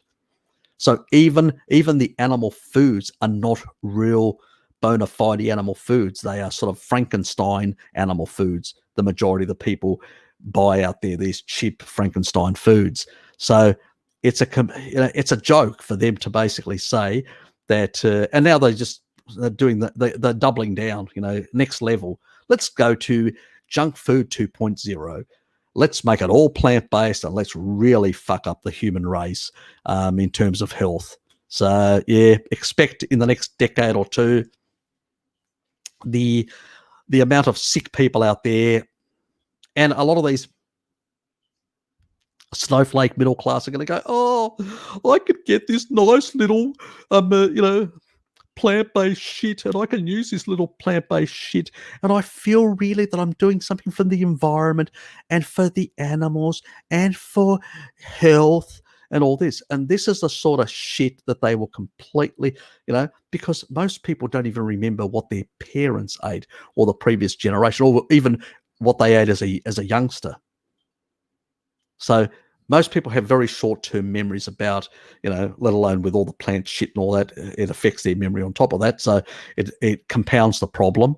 So yeah, that's the sort of reality that we're living in, this sort of crazy world nowadays. Yeah. So yes. What's this about? They could make a new AI to replace Google. And Siri call Harry. Interesting. It would be great if we had Luke here. He would have probably made us a nice little image of Harry with his nanometers and his new AI sort of Google this or something like that. I'll have to get him to make something like that just for a few laughs. Yes, I do like taking the piss out of myself as well. You've probably noticed. If you can't take the piss out of your own self, who can you? I don't take myself too serious. Life's too short for that. Yes. Oh, fat. Mate. You know how to tickle my funny bone, don't you?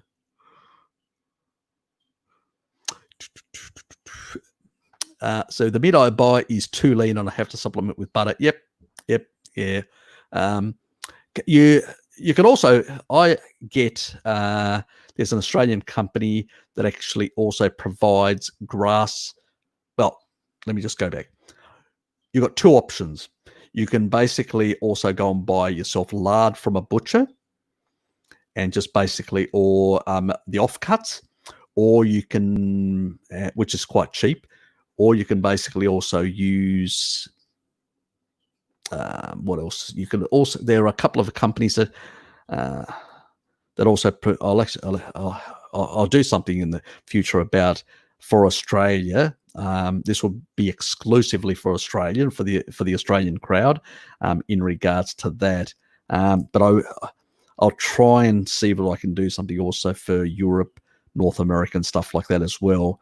That will probably take a bit longer because it needs a bit of research to find out sources and all that. I tend to I use butter, ghee, lard, tallow. So I sort of vary my fats because they have different profiles, and I like to sort of vary them and get a different mixture. Sometimes I even mix the same ones. Like I put a bit of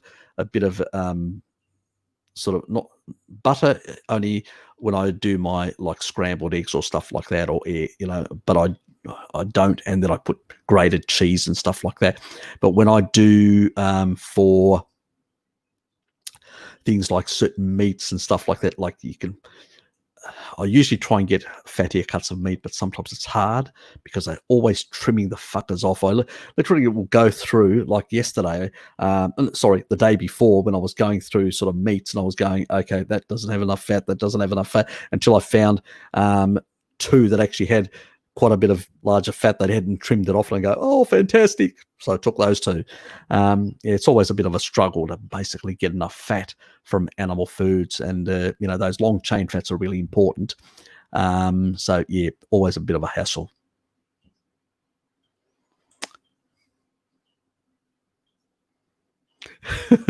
You really like bird brain, don't you? Poofer is meant to feed and poison the birds. Is that right, T1?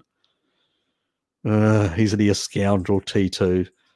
God, he's nasty. He's really lining you up, isn't he? God, there's not much love between T1 and T2, is there, guys? Yes, say no more. Okay, I just lost my spot. Fantastic. I got too excited. Oops, there it is. Frogs like poofer. Yeah.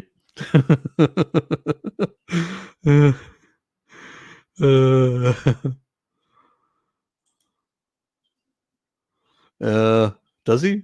Yeah, he's weird, but he said, but he doesn't even believe. Carnival doesn't even believe in the current virus, which has actually been with electron microscopes found and everything else. Yeah, he's way out there.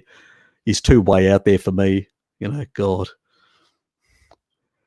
That's the problem. When, yes, there are nefarious forces in the world that do the wrong thing, and since the pharaohs, the elites have been screwing us. That's one thing.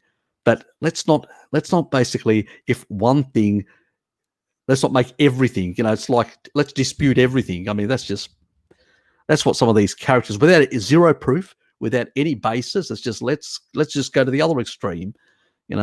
From being a good drone, let's become a completely oppositionalist to everything. I mean, that's just childish and stupid on my part. But anyway, some people want to think that way. That you just end up, you become an irrelevancy when you do that. As far as no credibility. Ooh, yes, those beaks are flying, and those, God, oh, it's really becoming. Behave, both of yous.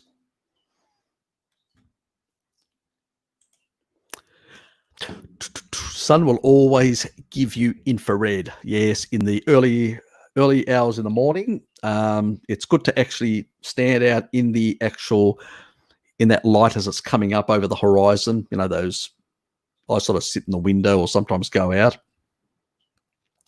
I probably now and then do have I don't pull the curtain anymore to scare my neighbours, and I do have sort of like that sort of secondary I've put up, which is that thin type where you can see out and sun will come through them, but people won't be able to really see me very well on the outside. I don't want to scare my neighbours.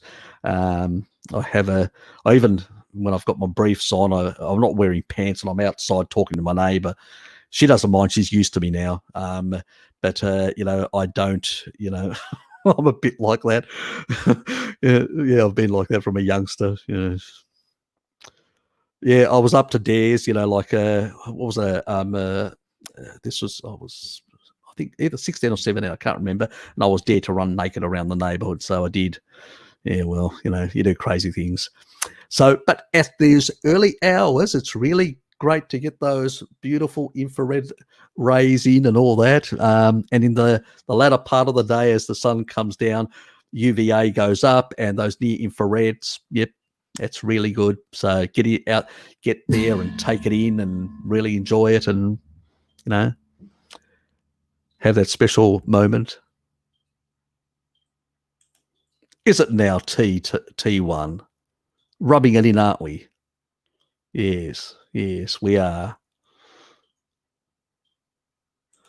Yes, that's true. Olive oil can still be oxidized, but these olive oils that they're putting in you're talking about I'm not sure whether you're mentioning about it's very little, and it's also got vitamin E, so it's quite stabilized and stuff.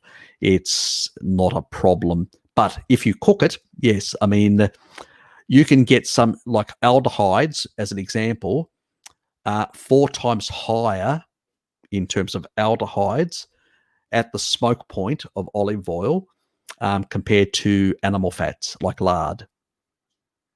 Even tallow and but tallow is just a bit above lard, and butter is like double that of lard. But olive oil is much higher in aldehydes. That's at high cooking temperatures. The aldehydes that will actually be produced. So yep, it's not necessary. Or all plant oils aren't the best thing to use. The only stable ones are the ones with high saturated fats, which is basically the tropical oils. They're the only ones that will produce, far lower levels of aldehydes and rancidity, and are much more closer in profile to the animal fats. The only difference between the tropical oils and the animal fats is tropical oils, if you consider palm oil, it's high in vitamin E, but not much else, where the fats from animals have got all these fat-soluble vitamins. And we know how important they are for general well-being of the body. So get your fats from the animal. Plus, how long since the MFG held the oil? Yeah, that as well.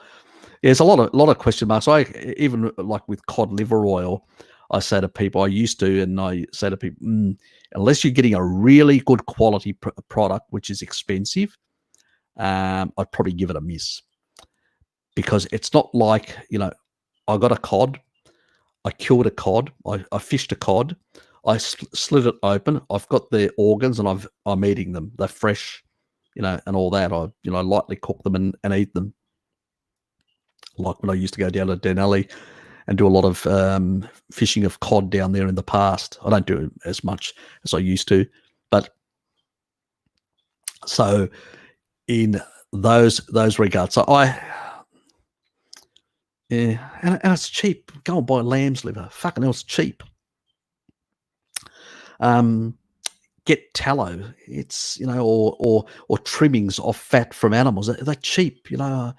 Why do people need to have it in a jar with a factory label on it? It's beyond me.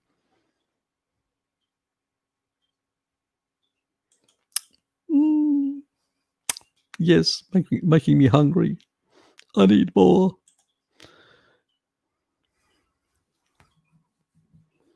Yeah, exactly. Yeah, between harvest and all that, storage time. I mean, they store these things for bloody months. It's the same thing with fruit. It's stored in, I mean, in the past, you'd go to and harvest the actual fruit, like an orchard of apples or an orchard or whatever. You'd basically fill and you wouldn't actually cut too many. You'd fill your little your little forward. In those days, it was those little carts, and you would literally go into the town. You'd offload it there to the store, and that store would sell it that day. And so that would lose half of its vitamin C while it was sitting in the store. But you take the same stuff, you put it in a refrigeration for a couple of months and all that, it's got hardly any vitamin C. It's shit. It's just sugar and a little, so, and it's the same thing with oils, it's the process. They sit there for days upon days, and they just become more rancid because they're so unstable and reactive, and more rancid and more, so it's, and even the vitamin E that some of them put in to sort of stabilize some of the stuff, that degrades over time. So it's just, what can one say? The modern food environment. Morning, Augusto. Good to see you up. Must be a struggle for you guys. But it's good to see you, mate. Just poking a bit of fun. I try to be, mate. I try to be. You're welcome. So if I've got an answer for something, I share. If I don't, I'll tell you why.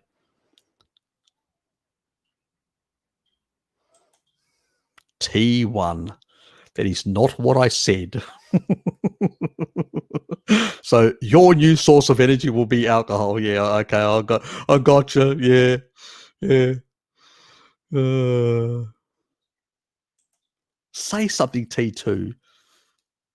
He's literally lost his mind.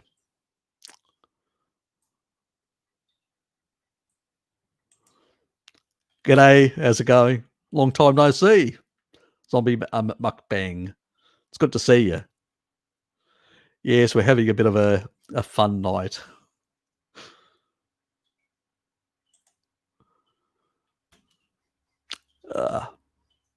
It's good to see you, Gusto.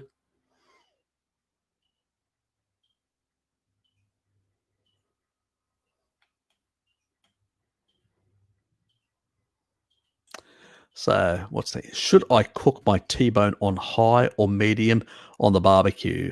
Medium. Don't look. If you're doing it only for, let's say, the way I do it, I usually do it on like high, 2 minutes both sides. That's it. But not very high, like what do you mean by high as well? That's, so a bit higher than the medium. So you get a bit of a crust just for those 2 minutes, and you just so you end up getting something which is rare. So it's not blue. Blue would be 1 minute on both sides. So 2 minutes for rare, which is what I usually have most of my meat as rare, because I like it a bit softer. But sometimes I will have a blue as well. And when I do have a blue, I will then use a very good carving knife, and I'll carve it into smaller sort of chunks, like little strips type things, and have it like that. So that's how I have my raw meat, primarily in the thin strips and stuff like that. So that's sort of my style. So I get rid of all any sort of the fibrous sort of parts. So it's much more enjoyable to eat. So it depends on how you're doing it. But occasionally I will have cured or smoked as well. Actually, a friend of mine's got a smoker. And he does some really nice smoked fish and different types of meats as well. Really nice. So in that regard, so I'm lucky in that regard. I can access all sorts of resources in that regard for these sort of different ways of doing it. But I would say, yeah, it depends how you like it. If you prefer your meat like medium, you don't like it too rare, then do it on our medium, and so you get it to cook, but not overcook on the outside, and really, really overcook those fats as well. So in that regard,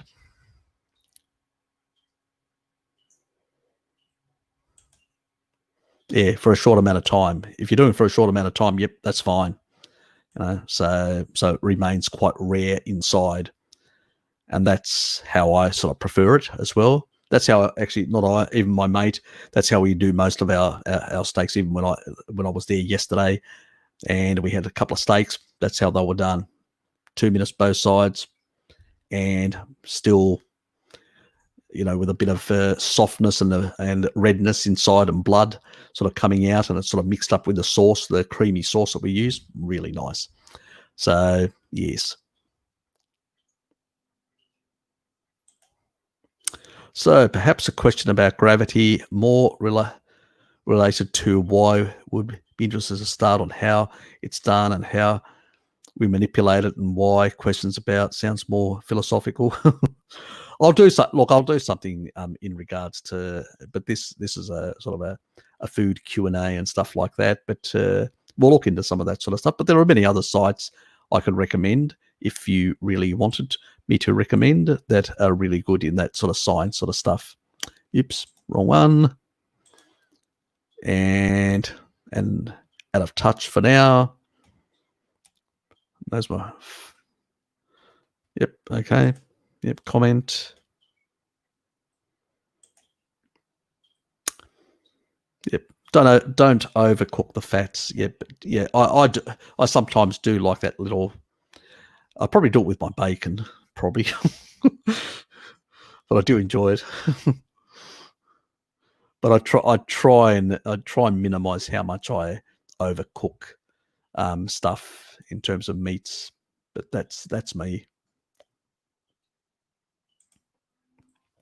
Gordon Ramsay has a great series where he goes to India and applauds their traditional foods, realize how meat they really eat, especially the northern part. Yeah, and that's one of my things that I actually mentioned when that other lady that was talking about vegetarianism in India and all that sort of stuff, and she sort of had a go at me, or from what people have told me, I haven't even bothered actually even looking at her counter argument, because it was ridiculous from what I heard, what people told me. So it was 6 minutes or something like that, and it was just ridiculous. I think she actually even said that I said a couple of thousand years for fire, when I said quite clearly 1.5 million years. So she misrepresented stuff that I said, and she basically, continually ranted about how people that eat animal products are basically ignorant in her belief system, and we are not worshipping Gaia in the right way, or whatever, that sort of stuff, the pseudo stuff that she believes in. And so, yeah, sort of funny as, that's all I can say. But sorry, but being sidetracked a bit. But yes, they do. The northern parts, that's why they're healthier. I actually, in my earlier one today, I actually showed, I've actually still got the image here. Yep, I still do have the image. All right.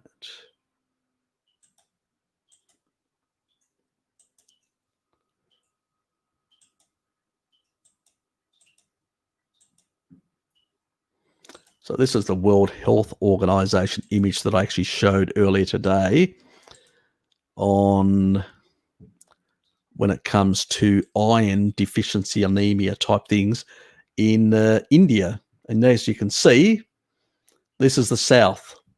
That's the south there. All that part there is the south. That's the northern part, like Punjab. People know where Punjab is, towards the, where we're talking about Pakistan border and stuff like that. So you can actually see the animal products there. Even in the south, where there's a lot of vegetarianism, about 13% of the population still consume meat. And then some of the others are not pure vegetarians. They also do consume some seafood and stuff like that. She made out that that's not the case, which is nonsense completely. And as you point out quite clearly, that when people go and look at that, yeah, exactly. You go to Bali, they cook. I usually there's a towards, if anybody knows where you're going down the major street where all the actual the nightclubs and all that are. Okay, so Jalan what is it? I'm trying to remember the one that it is. What is it called that it comes into? Look, the major one is Legian, which is the sort of the major street that goes through there. But the bottom there sort of turns heading towards the beach on the bottom side. And then where you end up, if you go down that road right to the bottom, you'll end up very close to the Hard Rock Cafe. But before you get there, there's actually I can't remember whether it's a KFC or one of the things right there close to the corner or a bit further down. And then you go through that you turn left and head all the way through there towards Central, as it's called, which is a big sort of supermarket type complex. And as you're going through there's actually a really nice outlet, and they just cook all these nice little piglets. The Hindus, the Balinese, they cook all these nice little piglets and stuff like that. They're not all vegetarian. And the other thing about the Hindu tradition, they have these, as I said, these are all these crackpot people from these new aged Gaia hippies or whatever, and they cherry pick the things that they like and ignore the rest. That's how they operate. But the reality is, Hindu religion has a lot of sects. They're quite diverse. There's even sects that have got monotheism, that believes in one God. So, and also others that actually are like atheists, but not exactly atheists, but they believe in these sort of godlike creatures that are like teachers in that regard, a bit like the Buddha was considered in the early days, a very similar tradition, because that is the tradition. That's why Buddhism emerged in India, because it had that tradition of these holy teachers, that were pious and holy and stuff like that. So that sort of exists as well. So it's she's got no fucking idea. She's just another deranged ex-vegan now, new aged Gaia hippie and all that, and trying to tell us that we're ignorant, subhuman.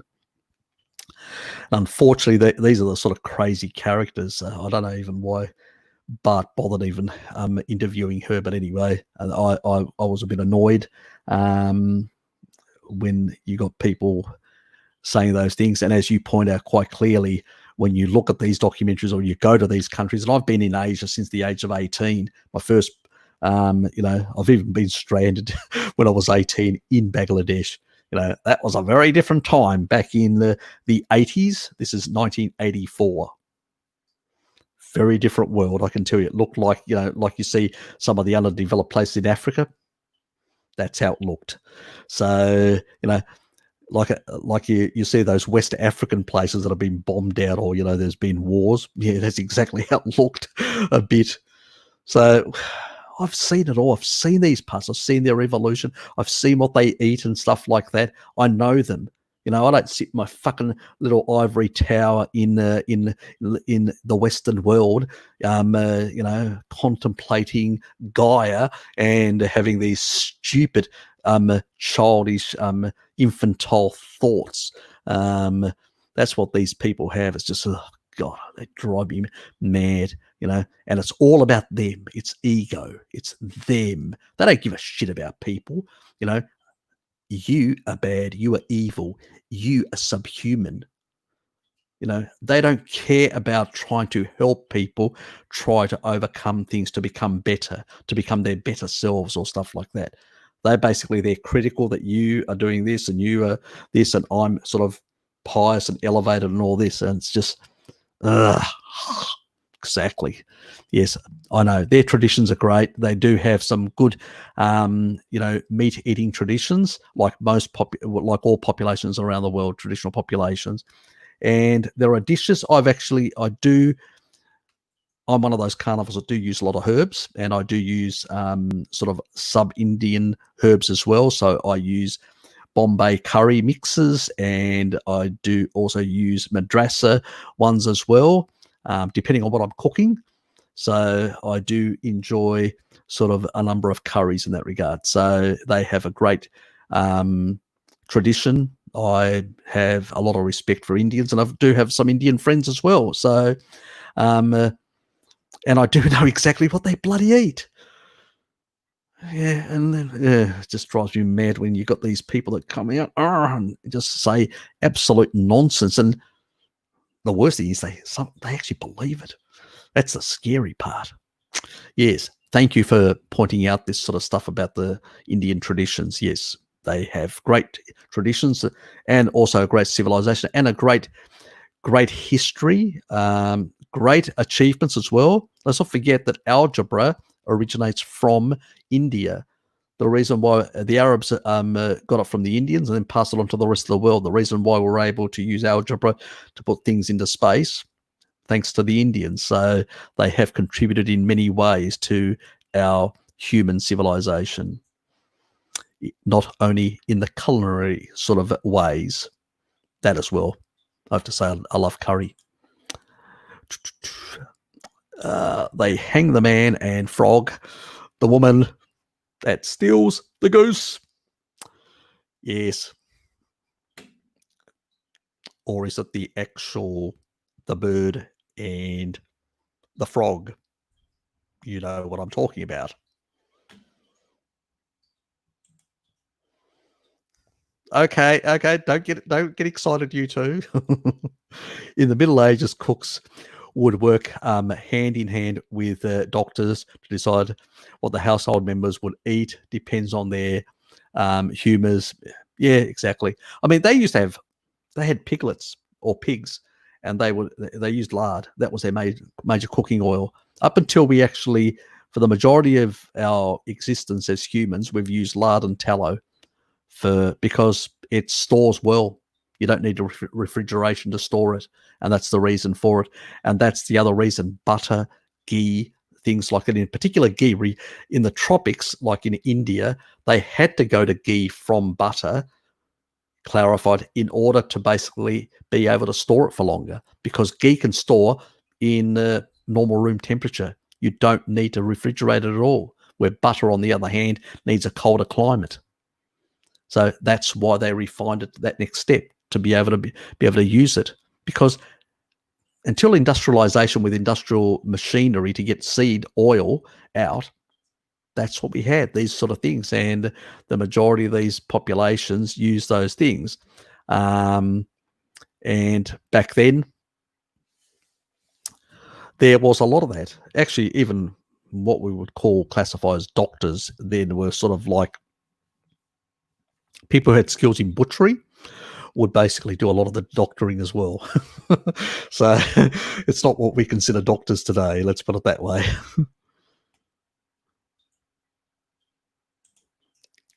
Impossible to, because of your beak. Okay, fair enough. That can be an issue. Yep. Have you seen the new Impossible range that Bart Kay's actually putting out? Very interesting. Where is that? Let me just minimize that.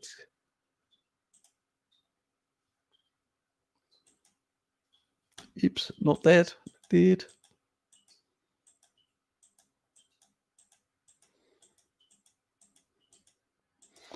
I should actually go to that page. Yeah. Should I go to that? To the folder.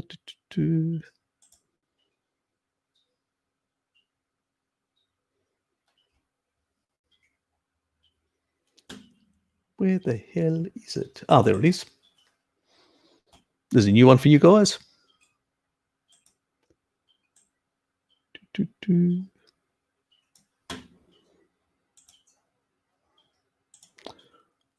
Whoever hasn't seen it, new stuff.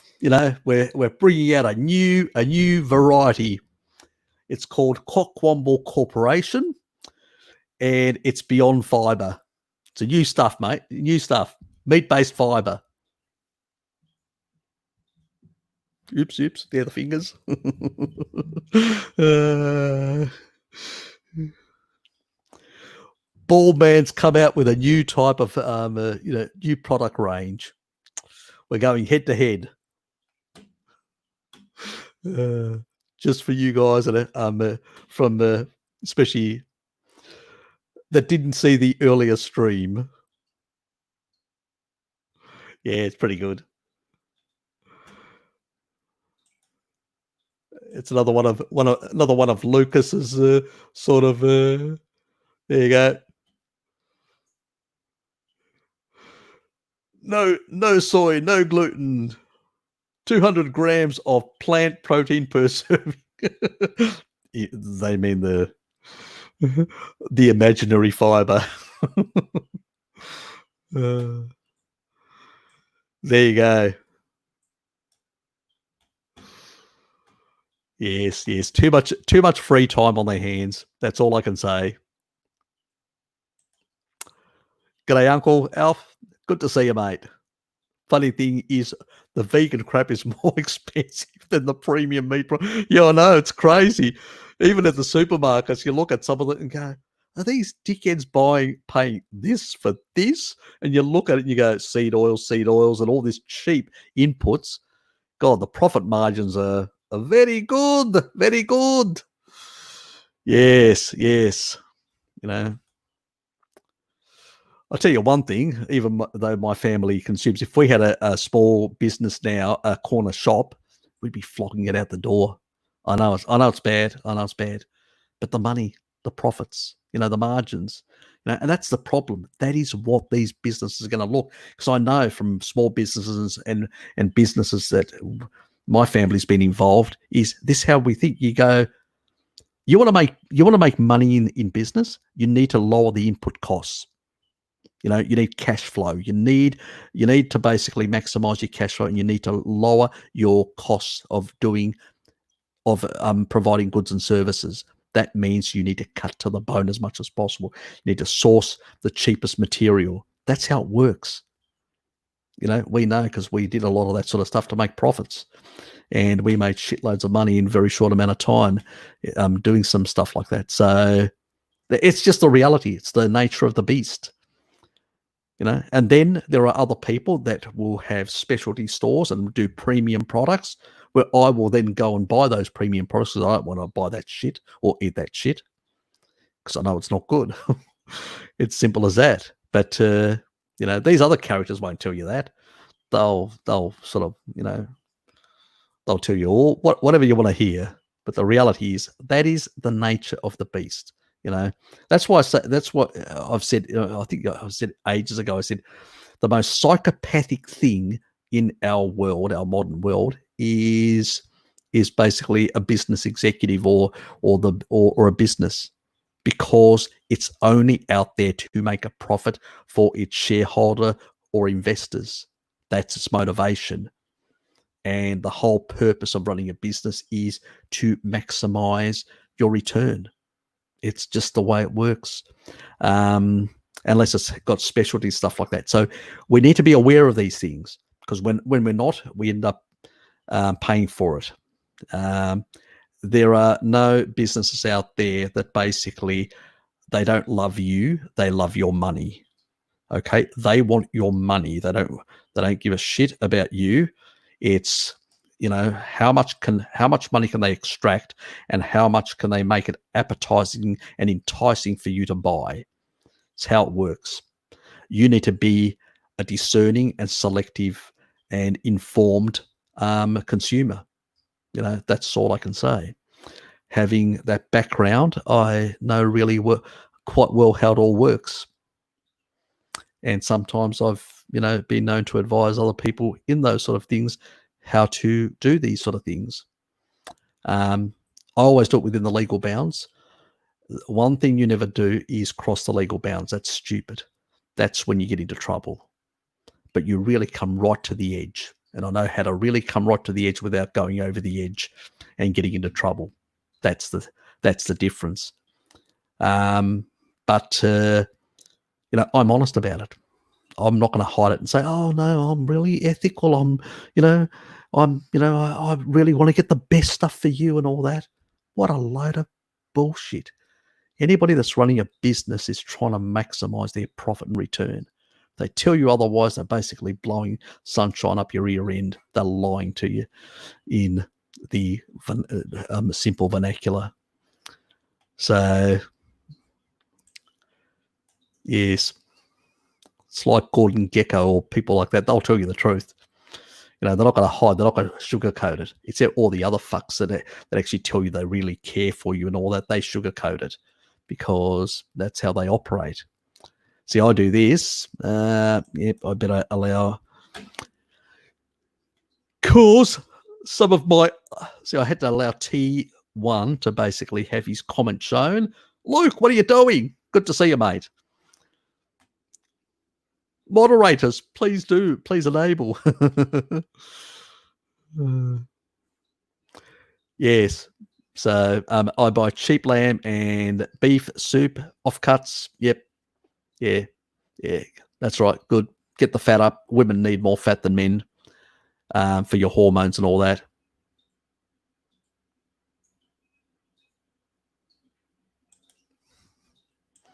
Get stuck into it. CT1? No friends here.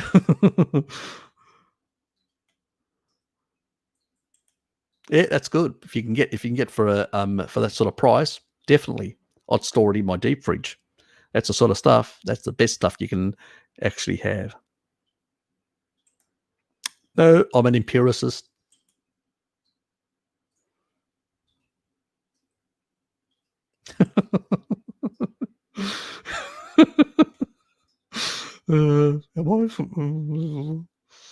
I love you, T2.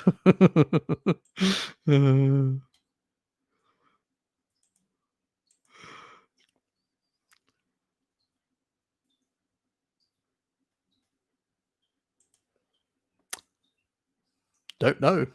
Absolutely no idea why it does. I know it does stain them, but exactly why, don't know. Interesting. I may have to look into it. But new idea.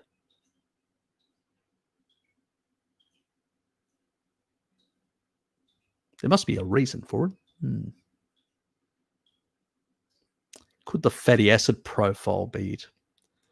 Or could it have more moisture? Could the moisture level be the thing? I'm thinking.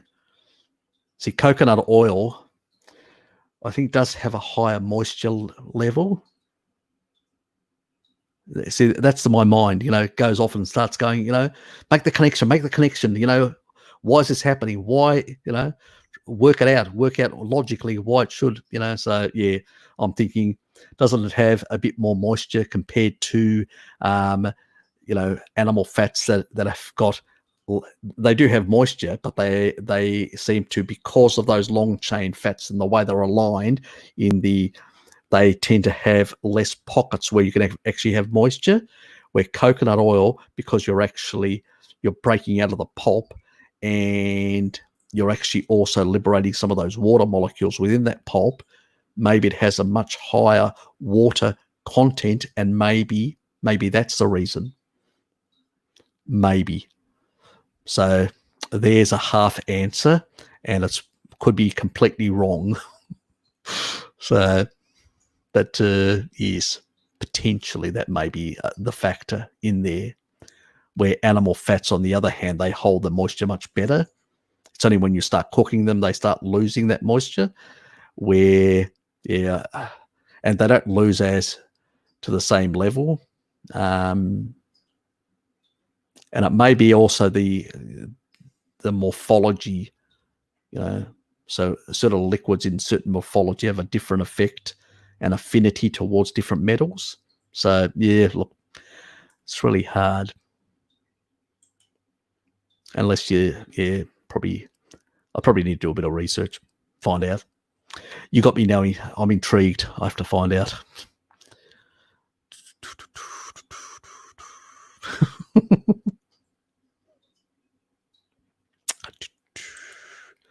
So I'm being thanked about something. I'm glad and happy that you're enjoying it. I hear. Yes, it's a pressing issue. I was having a conversation with Bart last time, and it sort of came up in the conversation. Yes, she's been pestering him for a smoke. Yes, I don't help as well in the conversation by saying, "Oh, yeah, smokers are really great, smoked meats and all this," and she's going, she's sort of probably pestering Bart and say, "Look, Harry's enjoying all this smoked meat and all this sort of stuff. Why don't we get a smoker?" So yeah, I suspect she's still pestering him. It's all my fault. Damn, Harry, I got a bit red on my cheeks. Now, what did you do? Just trying to work out. It was the sun or the red wine. I suspect the red wine, not the sun. Couldn't be the sun. Exactly.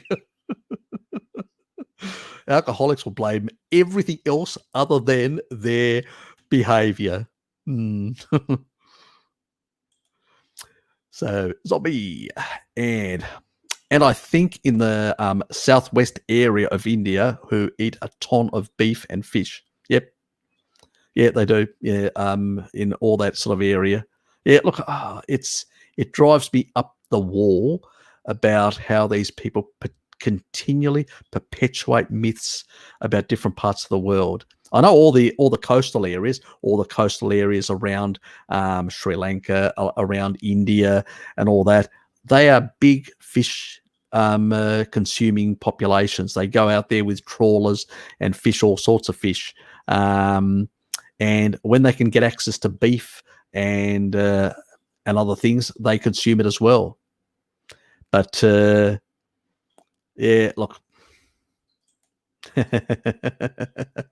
Yeah, yes, bubby. Yes, exactly. That's what it's called in Bahasa Indonesian. Pig, pork. I want some bubby. Anyway, stop being a child.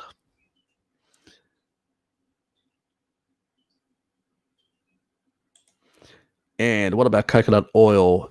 It is 92% saturated. Yep, it is. Yep. Which is probably the safest. If I was told you can only use tropical oils, it probably would be my go-to oil in that regard. If that was the only oil that I could use. So if I had a whole selection of, let's say I was whatever, in some place or restaurant, and the restaurant owner said, "Look, we can only cook in oils. Which one do you want?" I'd say coconut oil. Thank you very much. So, but I would definitely always focus on the animal fats because for the fat soluble vitamins. I've been to India, to China. Never ate so much meat. Yeah, different parts of the animal. Yeah, I know. Yeah, it's all myths. All this blue zone stuff. It's all myth. It's crap. I mean, my next door neighbor, Ling, she's Chinese from Hong Kong. Her parents, she goes back and her parents try to feed her organ meats, and she says, "Oh, I haven't eaten organ meats for so many bloody years, and my parents in Hong Kong try to force organ meats down my throat, and I've lost the sort of the taste, and I find it a bit difficult because we were talking about organ meats and stuff like that." So I know what exactly you've seen. I've done the same thing. The problem is the majority of the population hasn't, and then you've got these fucking vegetard doctors and all that tell you, no, these blue zones, they're eating all these damn plants and all that, and that's all they're doing, and it's, they eat so much, they eat rice and, they eat their veggies and, all this sort of fucking infantile bullshit that they dish out to people, misinformation, and people basically, they go, "Oh yeah, the Chinese, oh yeah, rice, vegetables, yeah." It sounds logical because most people don't look beyond the facade. They hear that, yeah, let's move on to the next one. Next bullshit that the media dishes out. And that's the problem. We're fighting against that because most people have a low threshold or a low interest in learning. It's only when their health goes to shit, and that includes me and everyone else, that we basically say, oh shit, how did that happen? Let me investigate. Let me find out. And then we go down these rabbit holes and go, oh fuck, we lied to. Yes, the blue zones are one of the biggest myths out there, so it's just absolute garbage. Even the Greeks, what they consumed, my great-grandfather lived 107, consumed animal products and dairy, hated vegetables, absolutely loathed vegetables. Actually, even my grandfather didn't really like vegetables. So I know what people ate, I mean, I lived in Greece. I lived on the west coast, and I used to go up in the mountains and actually even herd goats for my auntie, Dad's sister.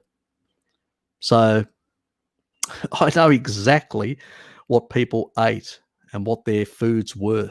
They were animal-based, primarily animal-based food with some vegetables here and there for flavour, as a filler, for things like that. But people want animal foods. They know where the nutrition is. They know where the nutrient density is. They know what they enjoy naturally. It's when you brainwash yourself to think that you can gobble down a whole lot of kale and then put a smile on your face. And you actually see some of these people, what I eat in a day, this green smoothie, and they go, are struggling to consume it because it tastes like shit. No normal, unless you're brainwashed, no normal human being, would basically, they'd spit it out. Give it to a child, it'll spit it out. Children know why they fucking hate vegetables, because they're shit, full of anti-nutrients, and they rip your gut to pieces. So I would go on the child instinct, not on the parents' brainwashing.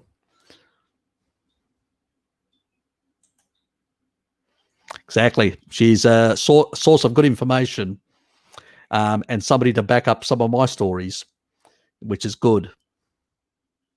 But, as I say to people, go and look and see, and you'll see what other people do. And, when you go to Asia and parts like that, they love meat. They adore meat.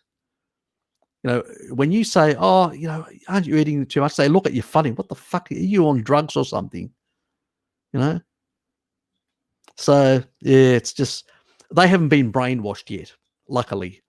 But they are heading that way, unfortunately. The younger generation now that are online, that are looking at, sort of, and picking and sort of trying to emulate some of the Western sort of behaviors, are starting to adopt those things.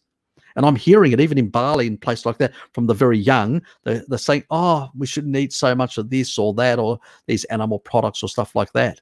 They are starting to be brainwashed as well.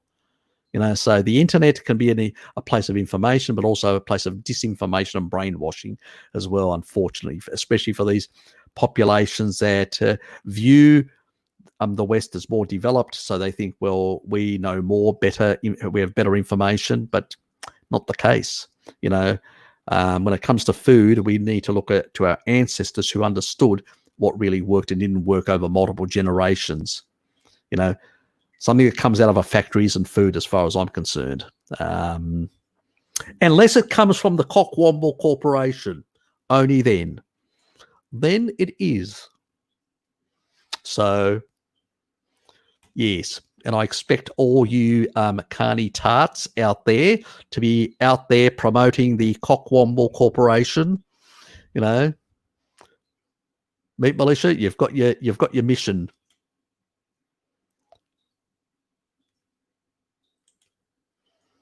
I like to spice up my life, mate. I like to spice up my life. Bit of flavour. Yeah, exactly. I see plants as medicine, as medicinal, as things that have got hermetic effects, as things that can give flavour and stuff like that, and a bit of enjoyment. They are not food. They never have been. The shamans knew that. They used them for medicinal purposes. It wasn't used for food. And even the chimps, You've seen my chimp videos that I did with Bart. They love meat.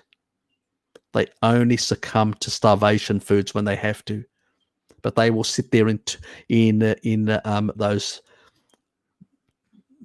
termite sort of infested molds, and literally all day digging away trying to get to those termites. There's the female trying to get to those fatty, because they're fattier termites than the leaner meat that the males hunt, and literally licking all that and giving it to the child and all that.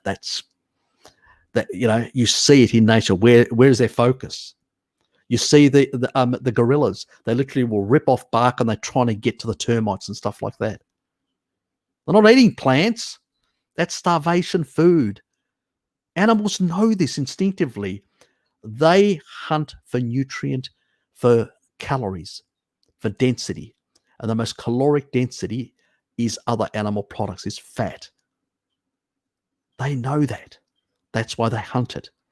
That's why they go even after nuts, and they'll break nuts and stuff like that, because nuts have got more fats in them. Animals are not stupid. They want calories. In an environment where you don't have a supermarket or stored food, and you don't know where your next meal is going to come from, you need to basically, you go from feast to famine, and you basically feast. You find stuff, you eat. You get those calories in.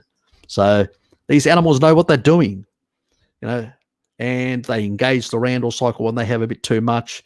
They basically will store that additional excess stuff into their fat stores, and they will have that additional energy for a rainy day. Good for them. That's how it works. That's how nature works. We're so disconnected, and we now live in the early part of the 21st century, which I call the snowflake century. Yes. A good thing that comes out of Mad Milk video was your detailed response to the amount of milk required to get the vitamins and minerals. Yeah, that's true. I probably wouldn't have done that, because I had the information. I've got a whole lot of, if you look at my sort of list, I've got shitloads of, my health, and I've got all these damn folders that are just sitting in there. Let me just quickly, where is it?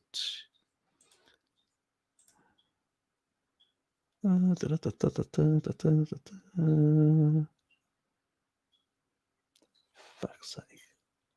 Back here. And you can sort of see I've got all these damn folders, deuterium depletion, deuterium detox, all these damn folders, and they go to FXR about, the liver enzymes and stuff like that, and how I talk about milk thistle and all that, gallstones, and, all these different histamine and whatever, homocysteine, it goes on forever, LP little a, all my different basically stuff there, and it goes on and on and on. And I've got another list of, and I'm not going to show that list because that's my private list of what I will prioritize and actually show. Yeah, but as I said, I've got a full-time job. I don't have the freedom, unfortunately, that other people have to do that. And because this came up, I said, fuck it. I was going to do it because I said to Bart, look, I was going to do that in one of my own vids, but we need to nip this in the bud, because these sort of movements come out there and then they sort of promote this sort of pseudo stuff on milk. Yes, milk is a really good nutrition. It's a really good animal product, but it's not complete. In a number of areas, it's deficient. And so you do need other animal foods to complete your diet. This is why subcontinent India, that is vegetarian parts of it, those states that are mainly vegetarian have got a lot of vegetarians amongst themselves. Those rural areas, very high anemia levels, not getting enough iron. And so, so it was good to be able to put that information out. So it sort of forced me to make that information public in a sense. So, because I'd already done all the calculations for it. So it was all ready to go. So I didn't have to go. I wouldn't have, otherwise, but it was all over the place. I sort of had to, because I had them in all different, it wasn't in the normal fields, and then I had to copy and paste and move it all to put into some semblance, and I forgot to actually, some of it ended up stuck together in different ways. But that's because, you rush things at the last moment. Oh, shit, I need to provide that additional info because I was just going to talk about it. Then I was going, I need the damn. So I'll show that, I said. And then as a consequence, it was a bit erratic there. But anyway, the information got out. So people know exactly what are the requirements because she said you can get everything from milk, and that's not the case. And at least now people know. They can say, okay, I can get all these if I have this amount of milk. So let's say I'm going to consume a couple of glasses of milk. I can get these percentages, and then the rest I need to get from these other foods. So it's some useful information for people to be able to use in that regard. They can always refer back to that and make use of it. So, you're welcome if that is useful for you and any other person. But the thinking was a bit different. The reasoning. I don't like people sort of promoting sort of pseudo nonsense about things, especially when we've got so many people in the world that are suffering from deficiencies. We don't need to add to those deficiencies and allow people who sort of try and use our community to promote certain things which are wrong, which are not based on evidence. I like things to be really neat and tidy when it comes to evidence, and I nail things down. And that's why people don't catch me out, because I've ticked all my boxes. But it's the same, here's a Strickler to go, check the research, check it, validate it. And if you're not 100% sure, just say more research required, or I need to look at that because I'm not sure. Or I'm just speculating. You need to be very clear with people, and that there's nothing wrong with that. It's just basically, that's how you should be in my approach. Unless you're basically into marketing and then you lie, because that's how marketing works. You're trying to sell a product. You have to make the benefits of the product look better than the downsides of the product. It's just the way it is. I know that because from my background, but at the same time, I can see through that bullshit because I'm very much a utilitarian, which basically means I only buy things that I need or require. I don't waste my money on things that have no use or no value, just to say that I've got something. That's a bit of a waste. Thanks that I'm happy that you appreciated it, and other people have appreciated it as well.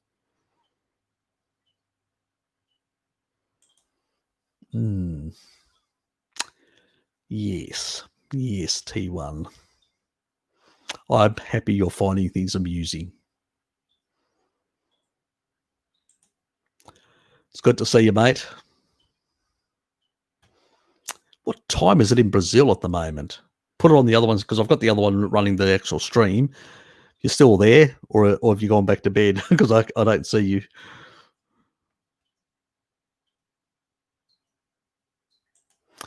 No one's buying that crap, though. Australia, it's full shelves in every supermarket I visit. Yes.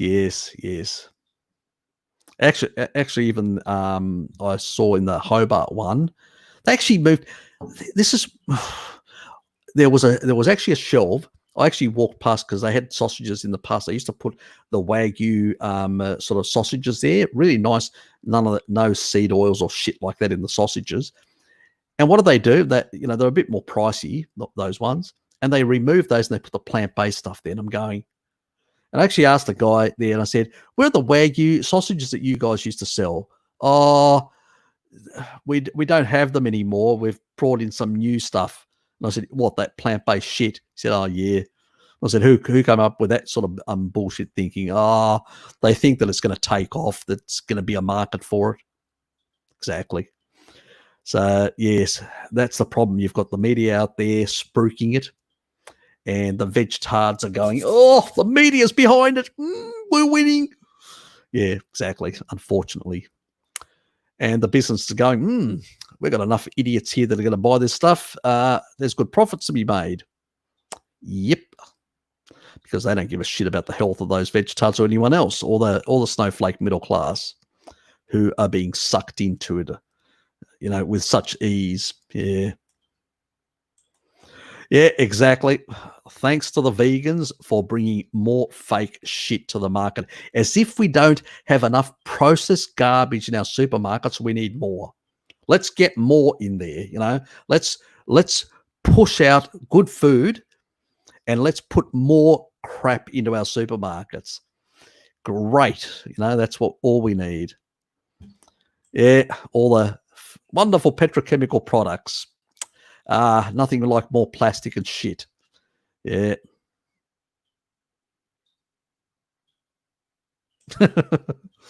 Maybe that's true as well. I don't know. You may be onto something, Helmet. Yes, potentially. I don't know. Yes. As I said, I haven't really looked into whether I haven't seen in my if I think about it, when I was doing keto, I was using coconut oil, and I have stainless steel, and I don't remember having any issues of that sort of discoloration either. You may be onto something. It may be the quality that I think it was a she. I can't remember who it was exactly who asked me that. Yeah. So yeah, potentially could be. It was a zombie. Yep. Okay. I just noticed further down. Yep. Okay. I've only heard it's good to stop rust and can't find. Yeah. Okay. Okay. So you've heard about it. Okay. Not directly seen it. Yeah. Look, there may be something in it. There may be something in it as well. Let's not completely discount it. I never like discounting things completely. I don't take a sort of an arbitrary, that until I've looked into it enough in that regard. So unless I've got something definitive, really good, there could be something. There's always a bit of truth in everything. For something to come out, there's always a bit of something, whether it's related to the cookware that they used or the specific type of quality. Could be the quality as well that they've used, because there are refined coconut oils, and maybe the refined coconut oils, not the extra virgin ones, may be the problem. Do not know. Yes, it is. It is very much a serious business. A very, very serious business. Yes.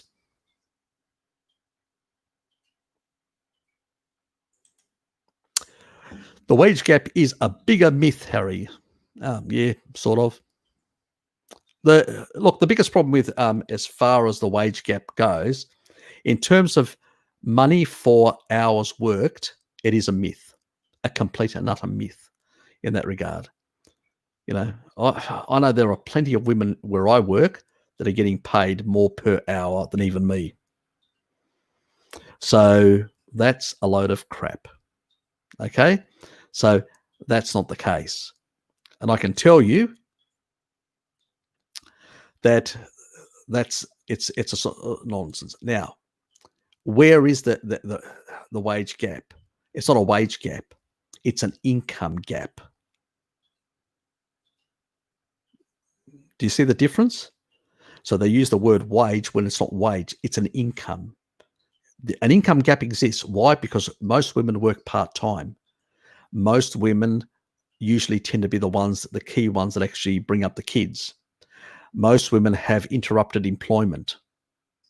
So on average, their income over a lifetime is going to be affected because of those responsibilities.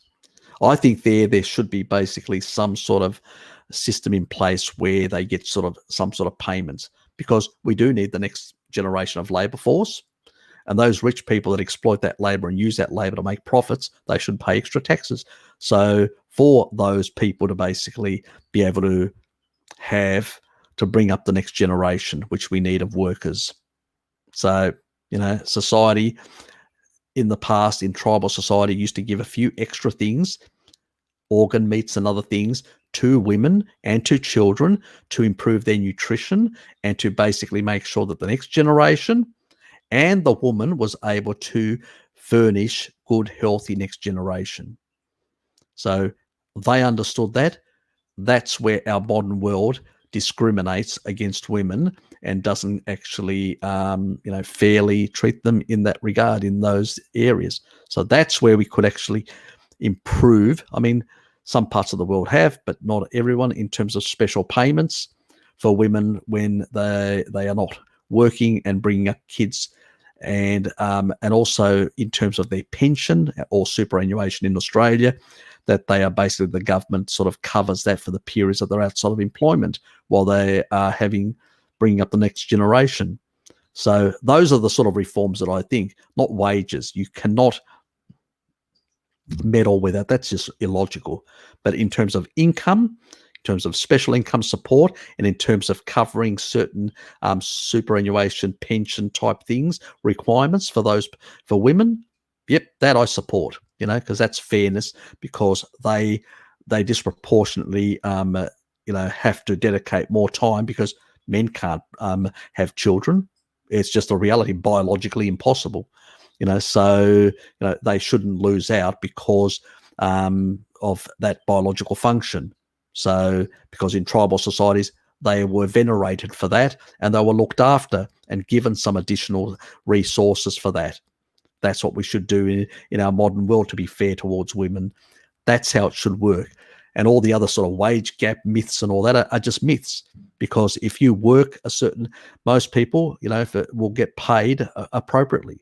There is no wage gap. There is an income gap over time because of interrupted employment, all these factors of lifestyle, of just normal living of humans, and women get the short stick in some of these regards.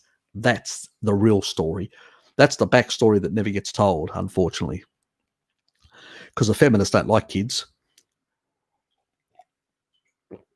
So what they do is, with the other women that do, the majority that do love kids, the way they placate them is by telling them, "Oh, you've got a wage gap. You're being, and that's how they can play their politics." Yes, very disingenuous on their side. The original feminist movement was a good thing because it actually elevated women, because women really had the short end of the stick in the past. They no longer have that. They've got a lot of rights and a lot of laws backing them up nowadays. But they still have, in terms of income gap over a lifetime because of employment interruption, part-timeism and all these.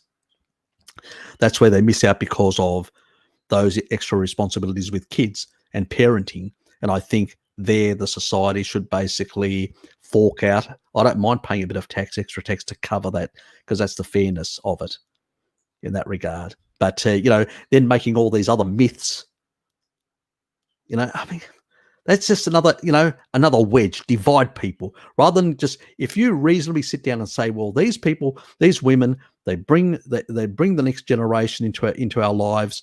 They provide, they support the children in their early upbringing and all that. That is a necessary thing, because otherwise the society without children would just collapse, would end. That'd be it. Any reasonable person will say, yeah, you're right. These people should get that extra assistance. And that's how it should be.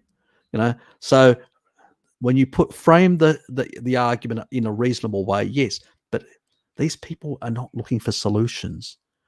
They want to let's have a squabble over this. It's all about, it's all about them, your feminist lobby, your this lobby, that lobby, and all that. They're not looking for solutions. They're looking basically to score points, to basically, look after their own nest, promote their own interests, get their own little positions. All these characters, you look at them and you go, okay, where does these characters work? They work here, they're in these committees, these groups and all that. They have vested interest in fomenting this continuously, because that's how they survive from that. As I say, some of these people are so bad, they survive from the misery of others. once upon a time, some of these movements really did some good stuff for people that were downtrodden. Now they basically have outlived their reason to be around, and now they're finding non-real issues to argue to justify their existence. And we can see that in a lot of organizations where they have outlived their usefulness, but they will reinvent themselves. And that's what the feminist movement has done, is reinvented itself and found, pseudo or fake reasons to exist in the way it exists. And it's unfortunate because the movement did so much good and could have taken a different sort of approach in supporting women in a different way, rather than become this anti-man polemic type of approach and misinformation. So and rather than talking about the real issues, because they don't like parenthood. That's why they don't talk about the real issues that are really affecting the majority of the middle class people out there that have got families and need to support them, and they're trying to balance home, work, and parenting. But you don't hear the feminists talk about this. They're just talking about all these nonsensical things because they want the war to justify their existence. They don't want to basically say, well, how can we make this sort of, but they don't remember, they want to depopulate the population because a lot of them are also vegans and vegetarians and have these sort of things. They hate humanity. They've gone to this extreme away from doing a service and promoting something better for people. And now it's like the early environmentalists were more to make the environment better for humanity and all that. Now they see humans as a problem and they've turned against humans. The environment movement, that's why I used to be part of the environment movement as a youngster. I said, I used to work at the Environment Centre in Hobart, So when I was forced to move away from that, because they moved away from the real cause for caring about having clean waterways and stuff like that, so we didn't live in a polluted jungle, like, with all this, with smog on top of us, literally suffocating us, that sort of stuff. Those were the real good causes to make the world better, because these industrialists were pumping out poison because they could profiteer. They didn't give a shit about our health. They used to live in big villas outside the city that had a cleaner environment, so they didn't care about the common person. That's the sort of thing that I rail against. But we've achieved a lot of those things, and now there's still issues, still problems in our society. There's still inequalities and a whole lot of issues. And rather than focusing on those, what are we doing? We're focusing on promoting junk food and man-hating and all this, when basically the elites are literally walking away with billions, getting the banks to print them as much as they like, and screwing all the middle classes and all that, and impoverishing the middle classes. We're paying for their crisis that they created. And then on top of that, we're focusing on fighting against non-issues. Divide and rule tactics. These people have become now the enemy. Once they used to be, champions of something better, now they've just lost their way. And the feminist lobby has become like a corporate entity. That's what's called the feminist lobby. They've got their own offices, they've become part of the establishment. And so now it is a war on society from all these establishments, because that is the way they can do divide and rule. Keep us, masses fighting amongst ourselves over non-issues, rather than the real things that, better health, better sort of environments for our families, better support, different things like that. They don't care about that. That for them is too boring. Those practicalities of life that make life, much more easy for the rest of us, more comfortable for the rest of us. They don't care about that. They just want to squabble on things that are irrelevant. And unfortunately, younger kids do jump on these bandwagons. And the reason why, I don't blame young kids. They usually get sucked in because of the media, because of all the hype and all that. And because they're rebellious by nature. I've been there myself. We've all been there. And it happens that we go down these ridiculous pathways, and it's we lose our way. A lot of people lose their ways, and we're literally we're striking the wrong drum beat, unfortunately. And that's how they want us, because that's how they can control us. They can feed us their kibble and shit, and keep us wondering, who's to blame. So we blame each other. Yes, unfortunately.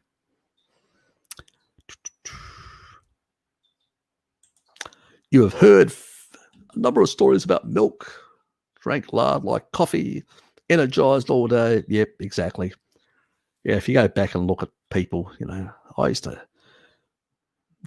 as a youngster, shitloads, and I used to be a skinny little runt like that. So, all the myths. Yep. A couple of IQ points will go down. It'll even be easier to manage them under those circumstances. Oh, well, it's the way of the world, mediocrity. It rises to the top. It's much easier.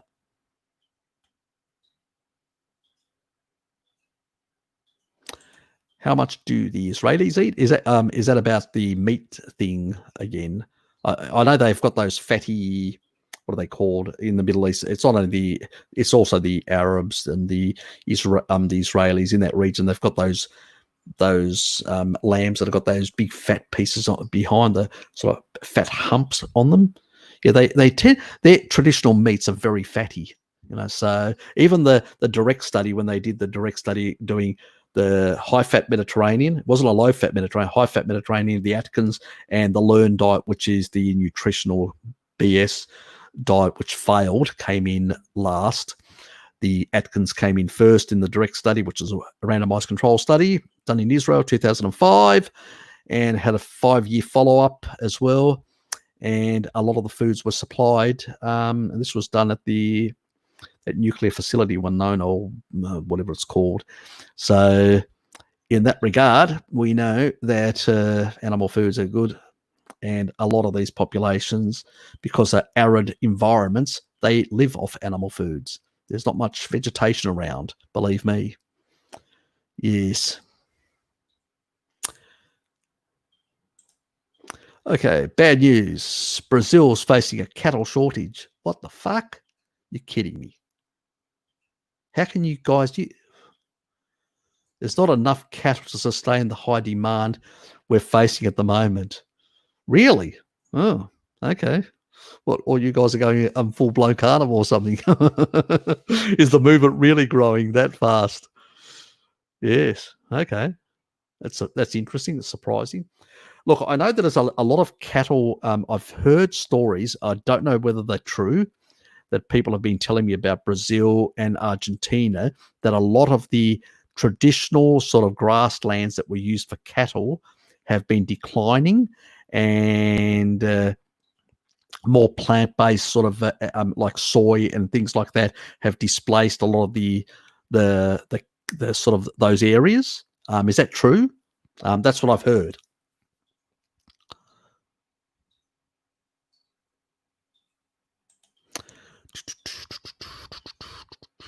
Yeah, look, I'm going to do, I can't remember who I actually said that I'm going to do some sort of video I will do on different nutrients and stuff like that.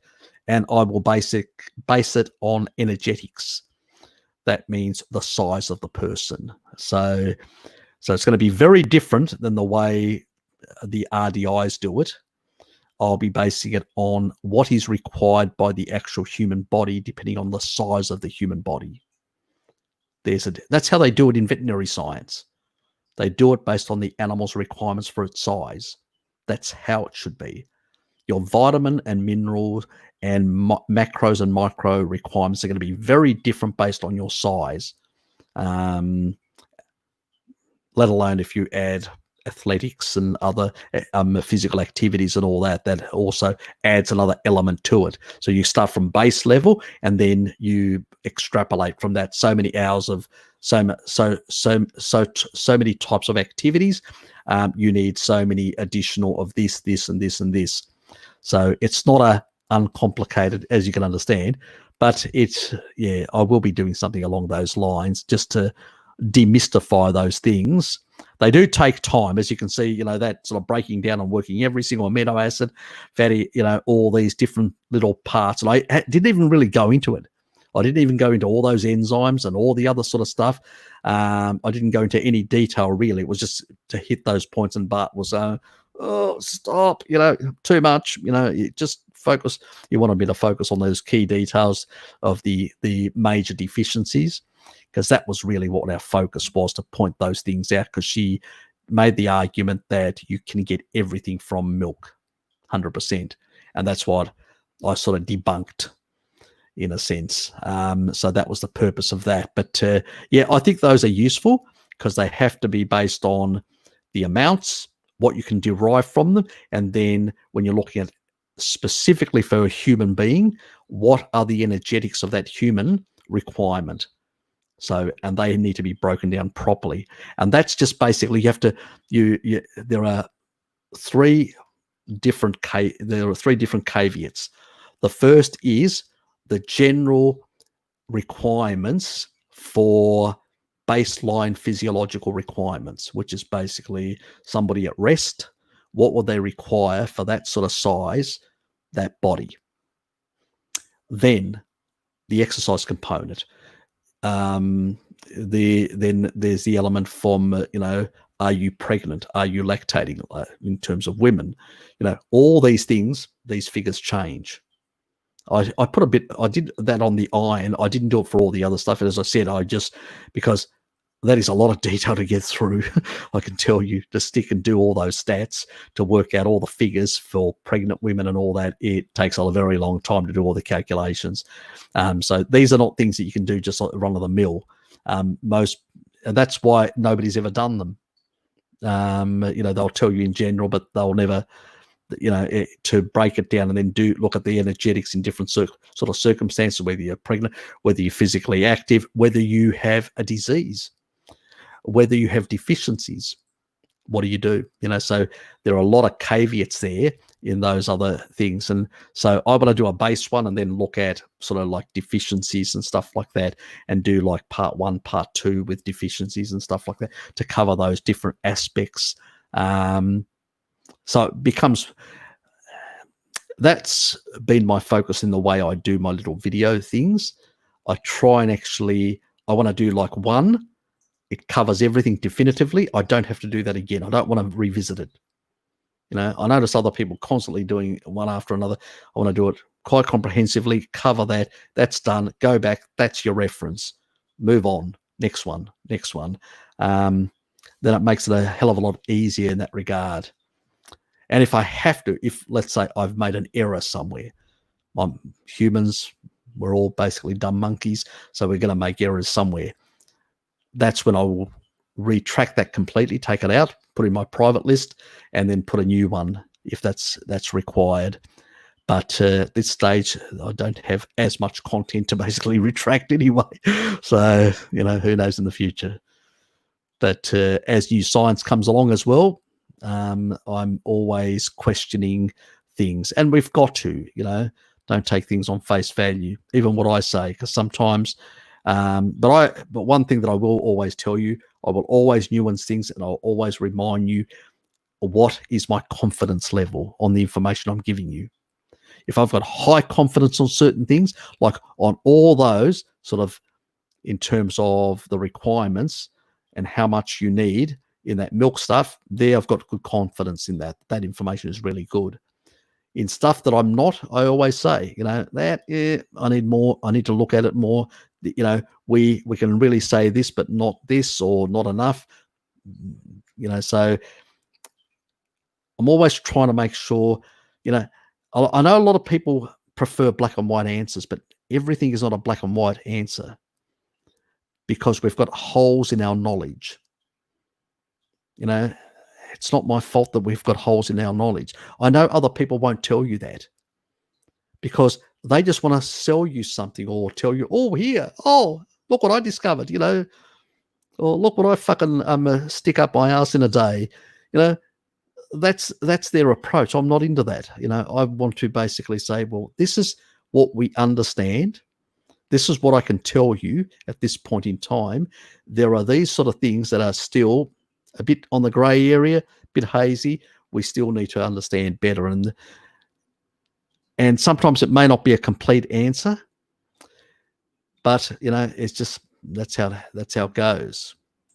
Yes, you tell them T1. Nobody takes on bird brain.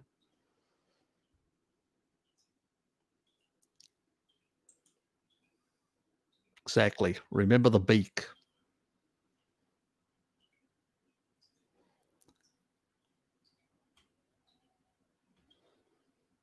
Yes, they do. That is very much true. Yes, but a lot of that is domestic work. And that's what I'm saying, that they work part-time and they tend to do far more like domestic work and far more, bringing up kids and stuff like that, and actually having the kids in the first place. And they're not getting, the society's not valuing that when they get a benefit from it down the track. Because if there are not enough young kids coming through the system, enough people that are going to maintain the living standards of the society, or the demand in the economic demand, the economic activity, that means there's going to be less value or wealth created in the society. That means it's going to affect my pension. So I can't sit here and go, oh yeah, I don't give a shit, like some people do. I know, well, hold on. If I don't contribute to support that, it will have this adverse effect. And then governments in future may say, well, we can't really pay as much out, or superannuation funds like in Australia.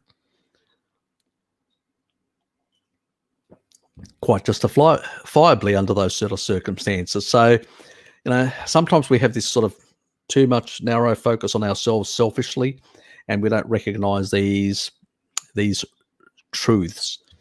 And then when we've got a crazy feminist lobby on the other side telling us how bad we are as men, obviously we're just going to get into a polemic rather than actually think in a reasonable way. Well, hold on, because they're not having a reasonable conversation, because now they're being corporatized and they're part of the establishment, and they just want to play the game so they can keep their jobs and their positions and justify their existence. So, yeah, unfortunately.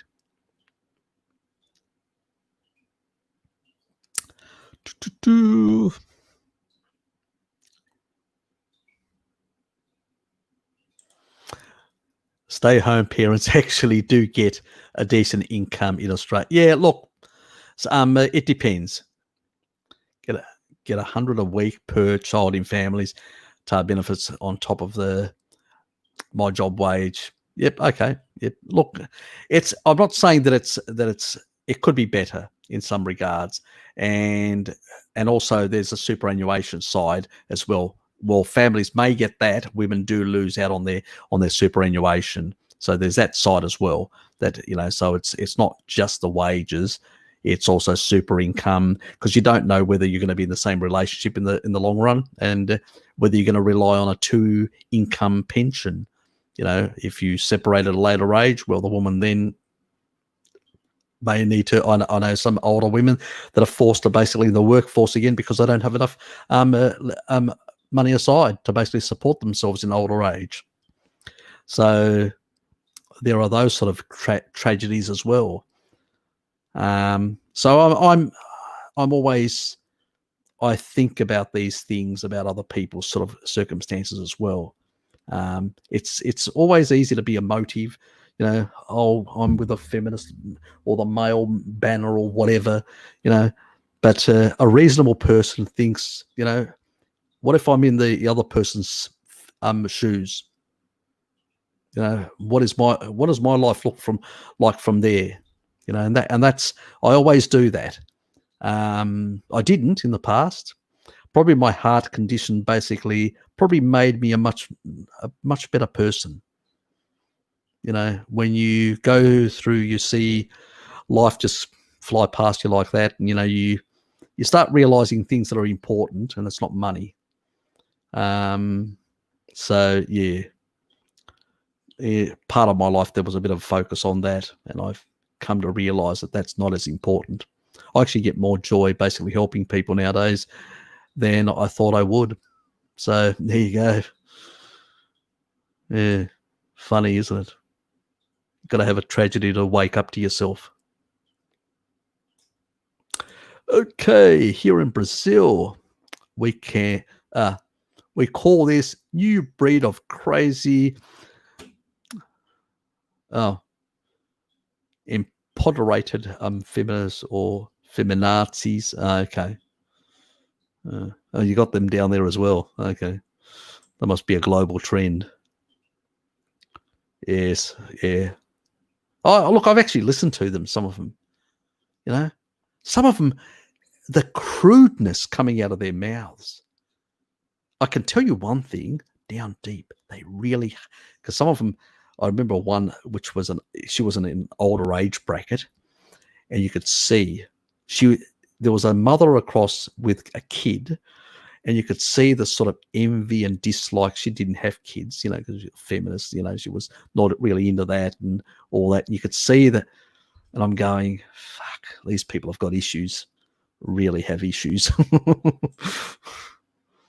Yeah. I'm very observant about human behavior, and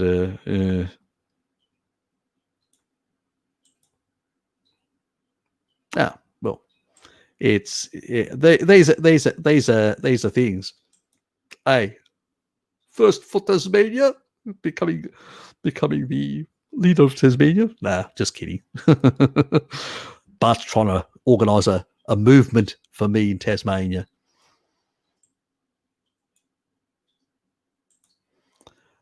It's better than Harley's comment, I think. Yeah, well, Harley. Yes, he's a joker. He's definitely a joker. He's a sugar joker. That's true about soy and corn farms. Yeah, exactly. That's what I thought, because I've heard in relation to Argentina that a lot of their traditional pastoral sort of type production and stuff like that has been declining, and they're exporting more grains and stuff like that, soy in particular, to China. And I suspect you guys are also exporting to China soy and corn. I think that's probably what a lot of the South American continent is doing at the moment. Australia is selling as much grain as it can to China and most of these others, because now China's getting on the bandwagon of processed food as well. So all the companies over there are displacing the traditional foods, organ meats, all these things that traditionally people ate, a lot of the animal foods and all that, and even wild animals. And we know what that caused recently, apparently. But yeah, a lot of them now have been displaced, and you're getting all these processed foods. I mean, we've got a couple of retailers here in Hobart, Chinese retailers that are open. I've gone through them. I've bought a couple of things. I'm actually a member of one of them for certain animal products I do buy. But some of the other stuff was it's all processed. It's just all these processed stuff, and you can see it's all, all Australian sourced, a lot of it, or South American sourced. Some of it actually does have like where the sourcing comes from.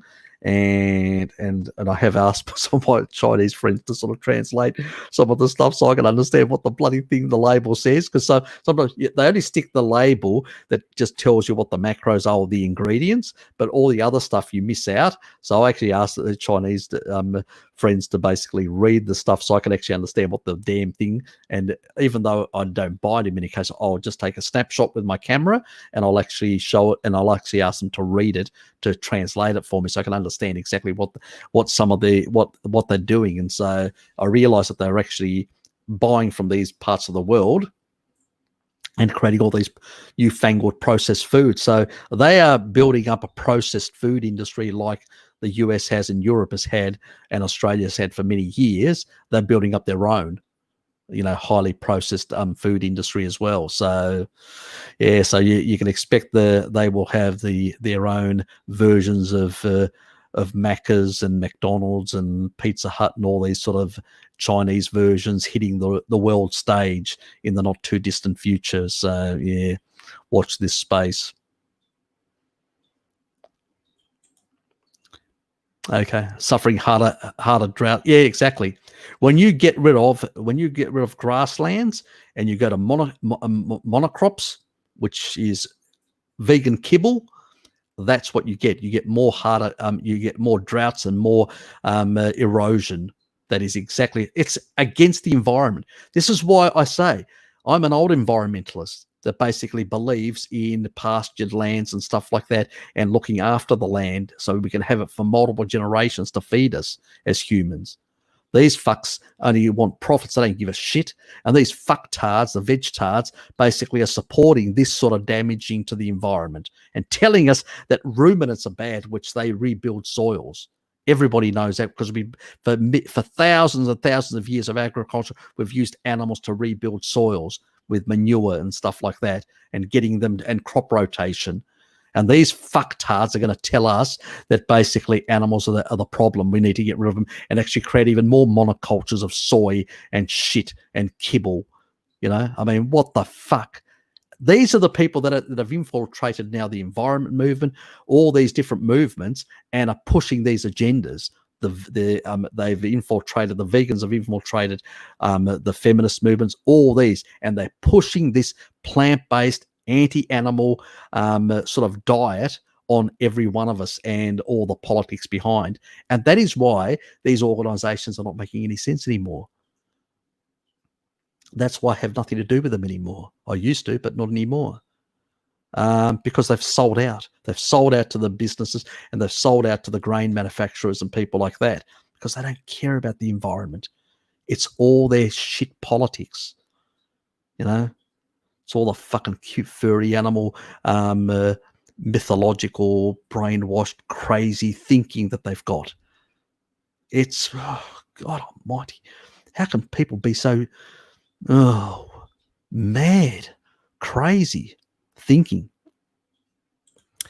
Okay, Dave Feldman said you need 2 pounds uncooked oats just to barely meet your daily protein requirements. Quite a bit. That's a lot of kibble.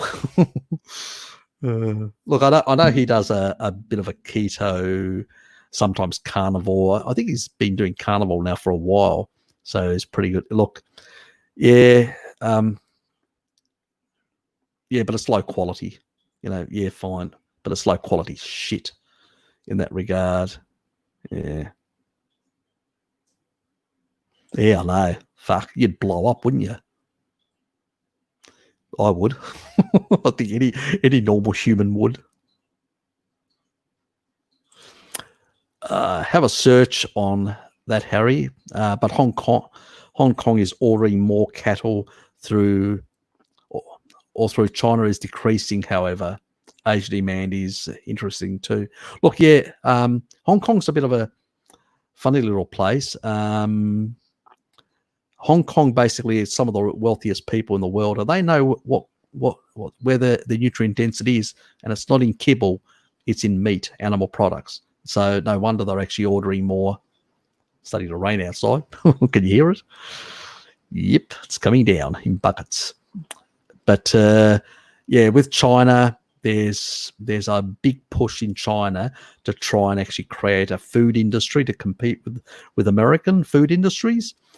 And they are just as bad as the processed food manufacturers, and they are starting to manipulate the science there as well in mainland China, and they've got a government to back them, and it's not looking good, very good for the long term for the Chinese people, unfortunately.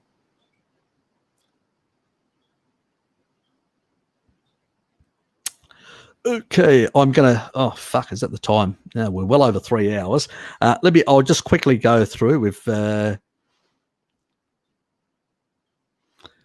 And see whether there's any really good. Just looking to pet food. Yeah. You don't need pet food. Just buy your cat and dog some organ meats and feed it. It'll actually love you more for that. That's all you need. Yep. Pet foods are overrated. They've got too much shit in them. Even the ones that are so-called meaty. Pottage's cat, remember? Raw animal foods. Multiple generations in fantastic health. So, yep, sort of focus on that.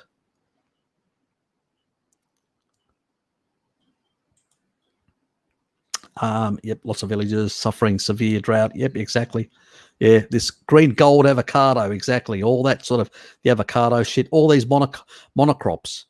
Monocrops are destroying. They are destroying. The water supply, the water tables of these countries, depleting water, and they're all controlled by these big corporations who are just literally sucking the life and turning these countries into deserts. Quick profits. Who gives a shit about the people living there? That's pretty much what's happened. And these countries, what they should have is more ruminant animals to build the soils of their lands. That's what they need. But unfortunately, they don't. Avocado shit, So it's got salicylates, and it's got plenty of things that Northern Europeans don't have. I have an adaptation because I live in the southern part, but but Northern Europeans don't.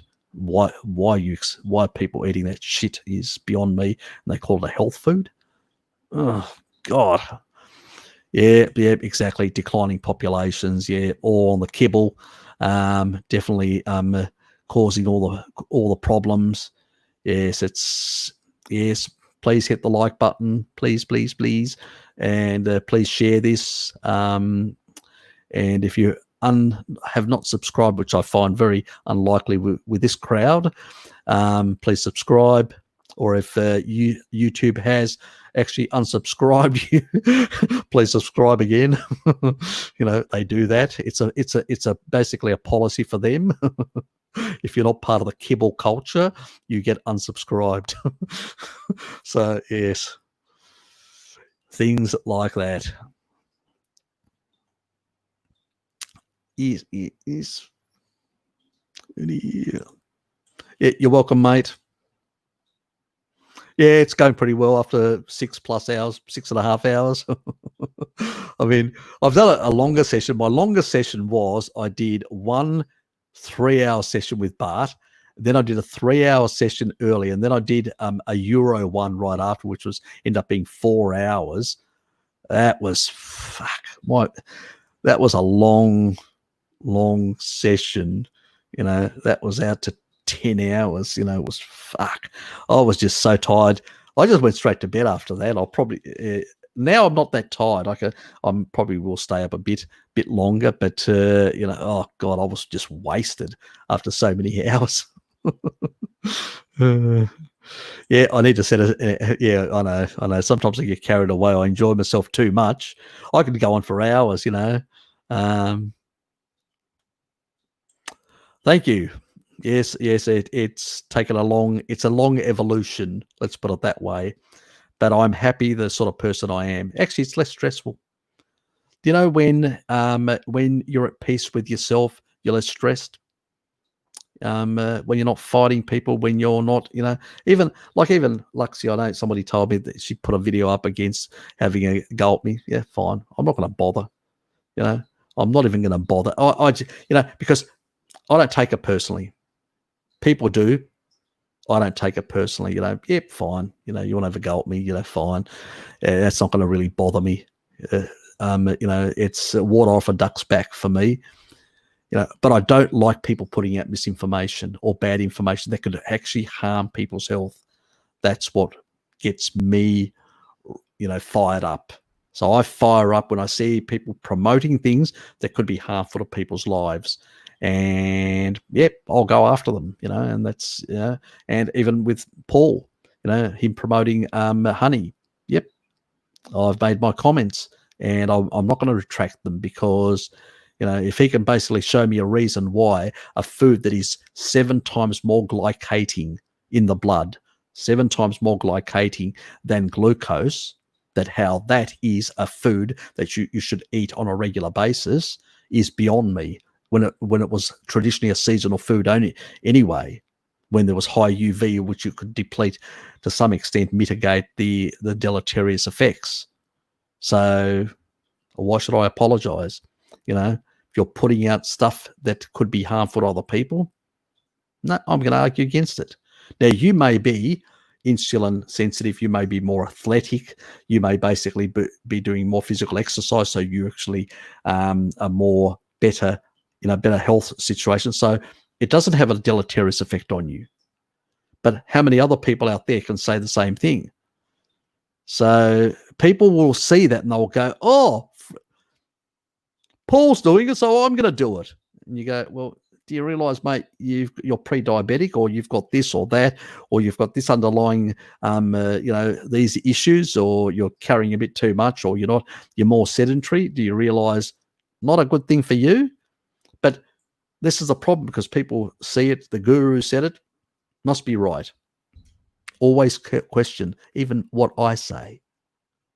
The difference is I'll always put that question mark on even what I say, unless I've got really good evidence to back it up. But that's how I operate, because I'm, as I said, like Bart, I'm an empiricist. See, Bart doesn't tell you. See, all these other guys in the carnivore community, they'll come out and they'll say, oh, look at the new study. Or, oh, this study says that this, a very reductionist study that says absolutely nothing. It's just an association. They say, oh, it says this. You should basically, eat more of this, or shove more of this up your ass, or this, So it's all clickbait. It doesn't do you much any good. Where people like me and Bart will say, well, there's actually not science for that. Or that hasn't really been proven. Or that is a half-truth, or we don't know enough. Or, yes, that will tell you for 5 years. Yep, that will work for 5 years within those parameters, so much percentages or whatever.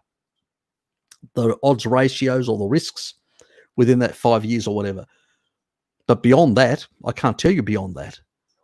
And that is the way a true empiricist and a person who believes in the integrity of science and a scientific approach basically will approach things and say things, because a lot of the others, they won't. They basically are out there either promoting something or selling something or wanting to promote some sort of lifestyle or whatever. It just drives me up the wall. It just seems like, now even some people in the carnivore community have even gone into multi-level marketing sort of schemes or pyramid schemes. And I'm going, yeah, I know. I've said it before, all this. It starts like a really nice movement, and then it sort of goes to fuck, where all these sort of other groups come in and they say, oh, we can start making carnivore kibble and sell it to the masses. They'll buy it. Unfortunately, there's a bit of that in our community as well. You know what I mean.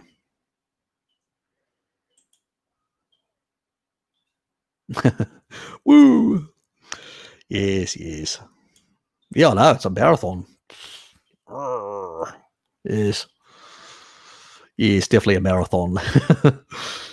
That's why I like to listen to you and learn. Yeah, thank you. I appreciate it, Christina. Yeah. That's how I sort of set myself up from the beginning, that it would be no bullshit. It'll be as it is, what the science says, what we know, what we understand as far as we can understand. And we shouldn't basically try to, and when there's a few things that we should basically make it clear. This is how much we know. Exactly T2. That is exactly it. That is precisely it. Yep, exactly. Made me look. It didn't make. Yeah, I know. I understand. For me, that was a red flag when somebody's promoting honey. I'm going. Frank's doing the same thing, and I actually said to Frank, this is what shits me, because before I broke off my relationship with Frank, I actually sent him some of the old bodybuilders' approaches, like the milk and egg type. Protein type thing. It's a protein shake, which is a sort of thick shake. And I said, this is the sort of stuff you want to use for, to get those additional carbs and the more anabolic stuff. I know he does that because that's how he's bulked up and all that. But the reason why he's thrown in honey, I know there were some bodybuilders back then that used honey as well. And I think he's basically looked at a couple of the these other bodybuilder sites and grabbed that as well and thrown it in as well. I don't know whether Paul's done the same thing, but I'm sort of scratching my head and I'm going, why? You're welcome, mate. You're welcome. Yeah.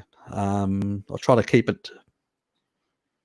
Yeah, I keep a diligent eye on these sort of developments in sort of our community, and I'm worried about, you know, yeah. Look, the world is even a lot of the keto community went the same way. If you look at the keto community, a lot of these low carb bars and keto bars and all that, you look at some of the ingredients in there, and even some in the keto community nowadays are even promoting seed oils. I mean, what the fuck? They're promoting poison. Again, why? Because they can basically manufacture cheap oils and put it. I mean, what was the last time Thomas DeLauro recently was actually promoting the great virtues of sesame oil?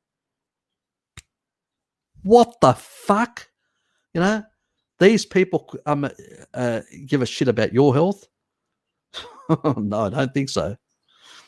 So yeah, it's what's he saying? Problem digesting fat because of his iron overload issues. Absolutely crap. If he's got problems with digesting fat, has nothing to do with iron overload. What a load of crap is that? Nonsense. I mean, do you think people that got hemochromatosis or iron overload issues have basically malabsorption? That's more likely. If he's got malabsorption issues of that, it's more likely a gallbladder issue or something like that. A digestive issue of some sort. Digestive problems have nothing to do with iron overload. And if he's getting enough copper, if he's eating liver and he's eating stuff, certain seafood, and I actually put a tab of all the seafood and certain things that have got a higher copper to sort of zinc ratio, because copper is an important element for cerebroplasm for basically iron metabolism. But he's making a lot of issues about a lot of things, and I think he may have other issues. And I actually put him on allopoic acid and stuff like that to try and correct his liver issues and liver enzymes and stuff like that. And it's usually things like those sort of things that he needs to possibly address, I would say. Yes. Anyway, good luck to him. Whatever he's, because I don't really know all the details of what he's doing at the moment or where he's at, so it's really hard to comment. Yeah, supposedly his bile is full of iron. Oh God Almighty! If he's got bile issues, that's could be for a number of reasons, and I don't know enough about his diet, his lifestyle, or anything to be able to comment directly.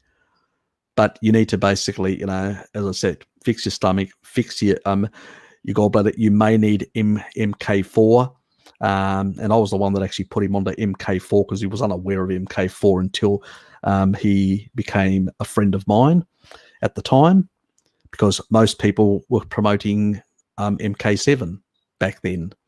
So, because they didn't understand the science. They didn't understand also that for biosynthesis, you require MK4.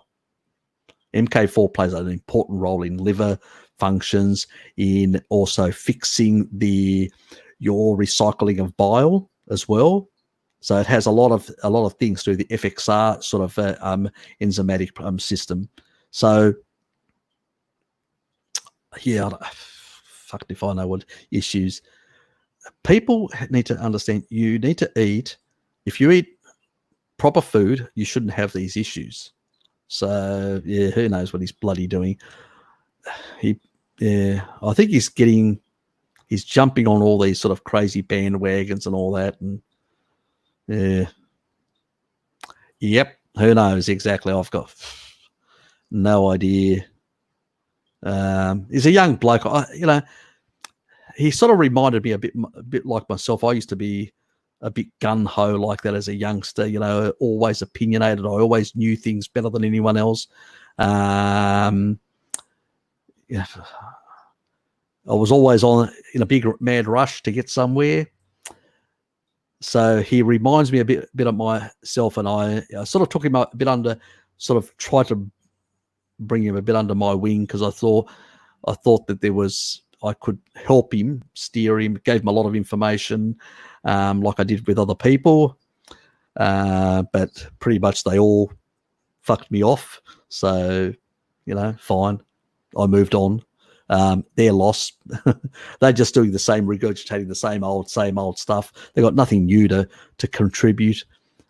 People know that, and all they've done is they've gone down into pseudoscience as well, and are promoting just garbage, unfortunately. So, they don't help anyone. Yeah, I know. I'm still talking. Yeah, fuck. Yeah, I know. Fuck me, I know. I should be finished anyway. I will call it a night, Bo. You'll have to wait until it resets, and then watch it from the beginning. Yes. Good evening as well, Tracy. Yeah, it's that moment. I've been on here for 3.5 hours, and I better finish. Thanks, guys. I appreciate all the love and all the support.